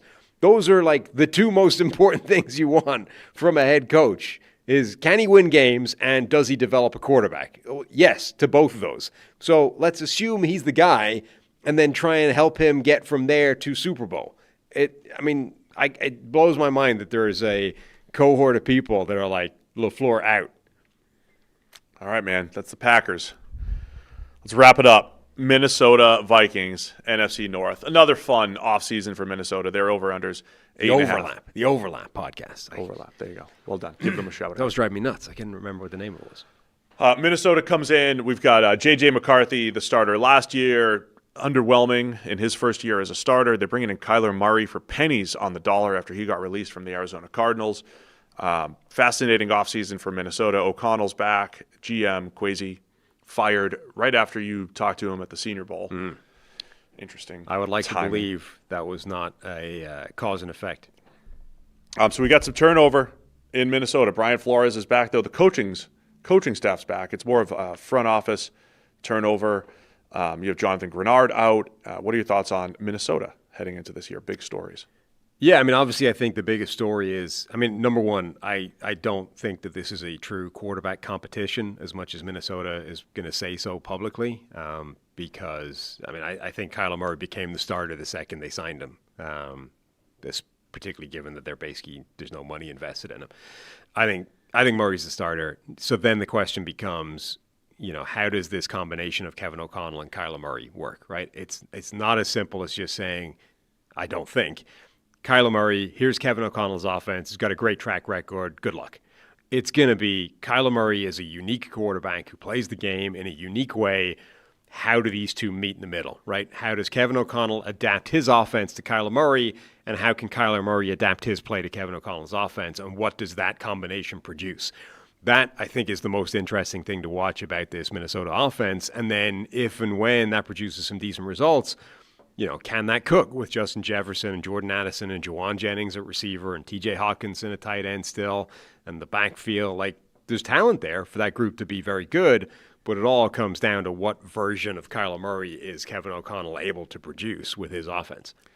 So it's one of those on paper. Remember this? The Steelers did this a couple of years ago. It's like, what are they going to do at quarterback? Well, we're going to get Russell Wilson for $1 million and Justin Fields for $1 million, and like on paper, it's this surplus value type of move, right? But in the NFL, I think it's only valuable if you're spending $1.3 million for your quarterback. It's only valuable if all the other money is going to building the rest of the roster, and you're giving Kyler Murray this monster roster to work with. And I don't know, it feels like Minnesota's in this transition where, well, Jonathan Grenard's getting traded and he's out and they're trying to reset the cap. I almost feel like they're not using the benefit of having a 1-year, $1 million quarterback plus a rookie contract, J.J. McCarthy, of course. So my point is, like, so little money's going to the quarterback position, but is the rest of the roster, in juggernaut territory? I don't know that they feel good about that. I think the receiving core looks outstanding. Justin Jefferson, Jordan Addison, they bring in Juwan Jennings. Okay, that group looks like it could be really good. O-line should be pretty much intact. Defensively, I would have loved to see them find a way to keep Grenard and have Dallas Turner and Andrew Van Ginkel and get after the quarterback. I think defensive tackle is going to be a question mark again because their first-round picks, Caleb Banks, who's battled injuries and played under 1,000 snaps in college across 5 years. So I think there's just some questions across this roster where you'd rather say, well, what if I dropped Kyler into a loaded team for $1 million? Then you've got really good value there. It's similar to the Russell Wilson, Justin Fields thing for a variety of reasons. Obviously the contract part of it, but also because all of those quarterbacks, talent-wise or ability-wise, production-wise, is a different thing, but all of them play the game in a unique way, right? None of them are like prototypical cookie-cutter quarterbacks that are just going to step into a system and run it the way it's supposed to be run. Each one of those guys needs the system moved in their direction to some degree, and that was, when Russell Wilson went there, it was like, what is Russell like? Russell Wilson plays the game in an almost diametrically opposed way to the way Arthur Smith wants his offense to run. How does that work, right? Does that create the best version of Russell Wilson, or is this just chalk and cheese? It's never going to mesh. To an extent, that's what we're dealing with Kyler Murray and Kevin O'Connell as well. It's like it's not a natural sync. Like, this is not how Kyler Murray plays the game, but that Kevin O'Connell is a very good coach. Generally, we know that Kyler Murray is capable of very good play. How does it mesh? How does it go together? I think the potential is there for this to be spectacular, but it might also be that Kyler Murray is just inherently a quarterback that's going to be volatile in the NFL. Like, the game, the way he plays the game is in today's NFL just means you're going to get inconsistency. You're going to get a game where he's basically untouchable and he has an insane PFF grade and he does basically nothing wrong and he's the reason they win the game. And the next game is going to be like, why can't, nothing is in rhythm, nothing is working, the DBs are jumping all over everything and nothing works. But I really think that's going to determine how the offense goes. The offensive line is a question mark because, last season they basically were not intact for the majority of it. Theoretically, the bookend tackles are very good. Brian O'Neill, good, consistent. Darisaw was rushed back last year, remember, from injury, and then was sort of in and out of the lineup. Hopefully, he's just 100% healthy again now, and if that's the case, he's a top-tier left tackle. We're going to need to see that because I don't know if that's now a permanent problem that he's not going to be 100% healthy. And then the interior trio of, last year, Donovan Jackson, the rookie, going into year 2 now, and then Will Fries was a big free agent signing. Obviously, the Ryan Kelly thing didn't work at center, so you've got Blake Brandel, Michael Juergens, you've got multiple guys that somebody needs to step up and win that job and be the guy, but that interior trio, I think, is a question mark. And again, if I was Kyler Murray, I think, ideally you would want that the other way around with Kyler Murray specifically, right? Interior, yeah. Short quarterback, he has certain problems navigating the pocket anyway. If I had to design an offensive line for that guy, I would want a rock-solid interior. Maybe the offensive tackles are question marks, and he can deal with that. Instead, you've got an interior that's probably moving backwards every single play, but the bookends are fine, right? It's not the way I would want it, but it's the way they've got it. So, yeah, a lot of question marks on offense. Defense, you've got question marks for different reasons. Yeah, I mean, and then with like Flores running the defense, I wonder, he's been good over the last couple of years. We've talked about Flores a ton. He's at the extreme end of style and volatility and blitzing like crazy and everything. And we kept asking, like, is he going to rush more? Is it going to be more four-man rush and everything? Not really. No, he's been what he is these last couple of years. But I think he's got a little bit worse pass rush than what they'd built the last few years. So there's more pressure on those guys or more pressure on Flores to get after it even more. And I think they're okay at corner. They're okay at pass rusher. They're okay at defensive tackle. I think this if you go back to I always describe Kwesi's few years there as I think they did a really good job of getting NFL caliber players, like NFL players, free agency, trades. They did a really good job at that level. They did a poor job of drafting.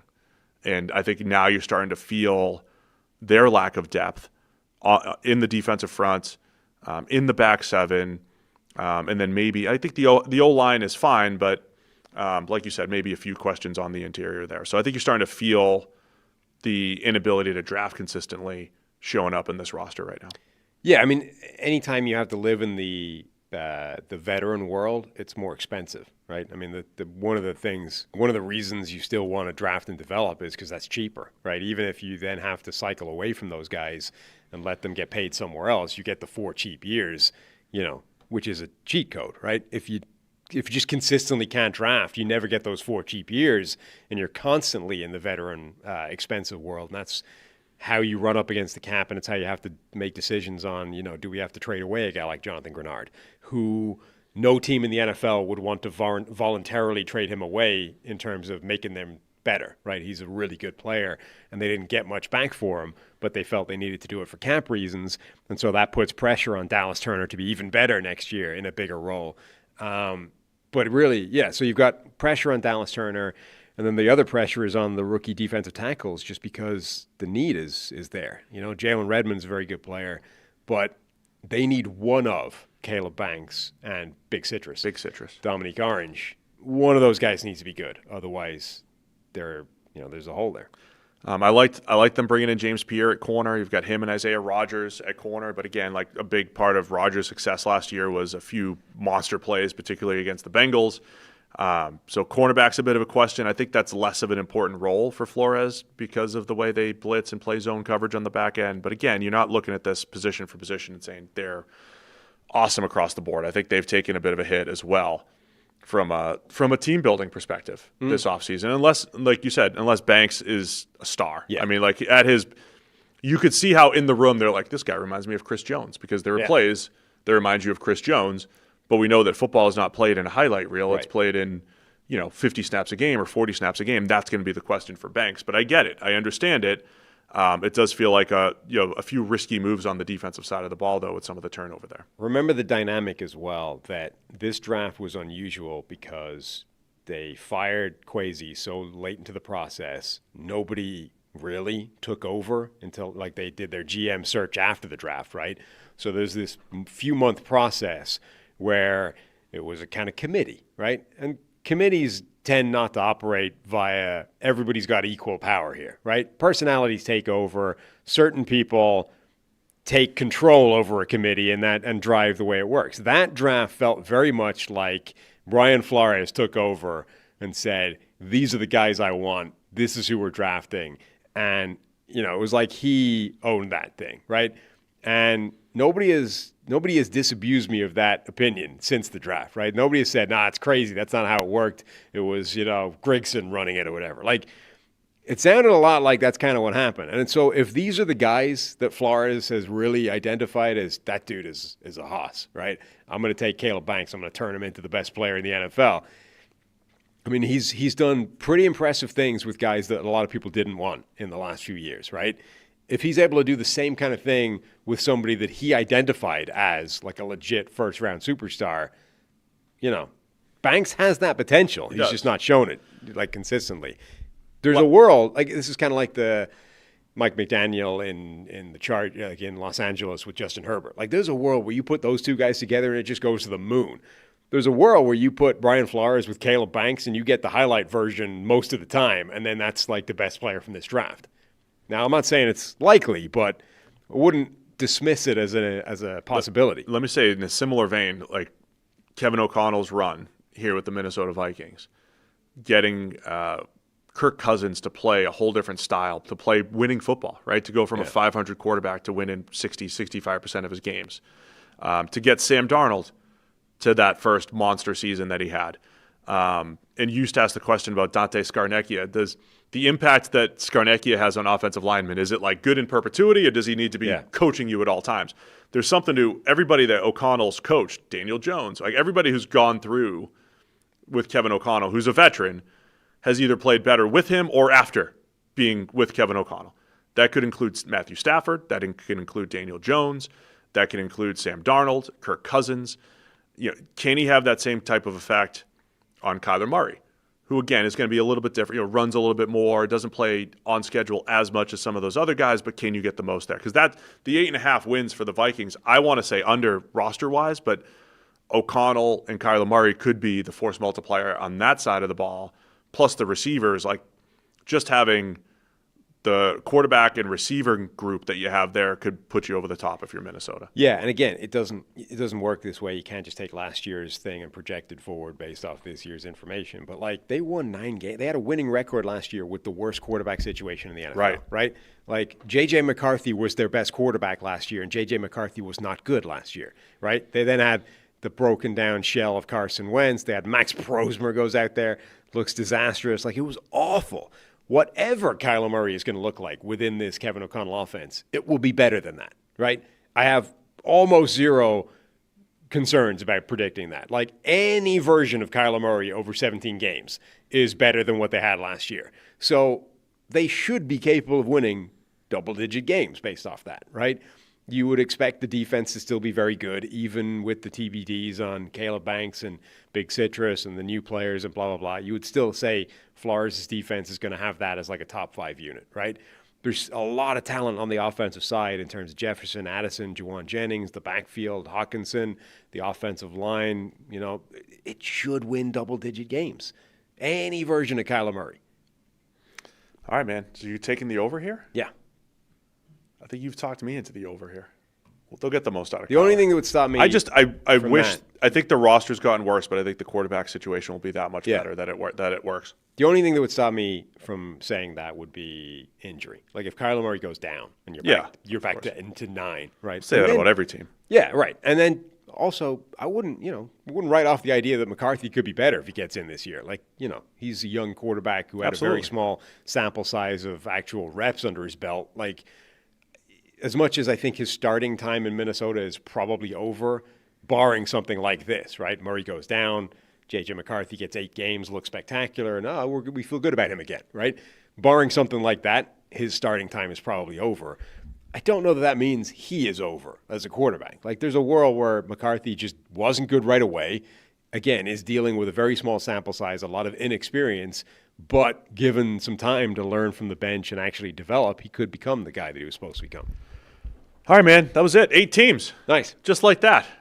Good work. A lot of fun. This is Monday's show here. We're going to do this every day. Tuesday, Wednesday, Thursday. We'll go 9 a.m. every day, going team by team. We're a quarter of the way through the league. We'll give you the full depth breakdown on every team. Sound good? Yeah. All right, that's it for us today. Appreciate everybody for tuning in. We'll see you again tomorrow. More season previews on Check the Mic.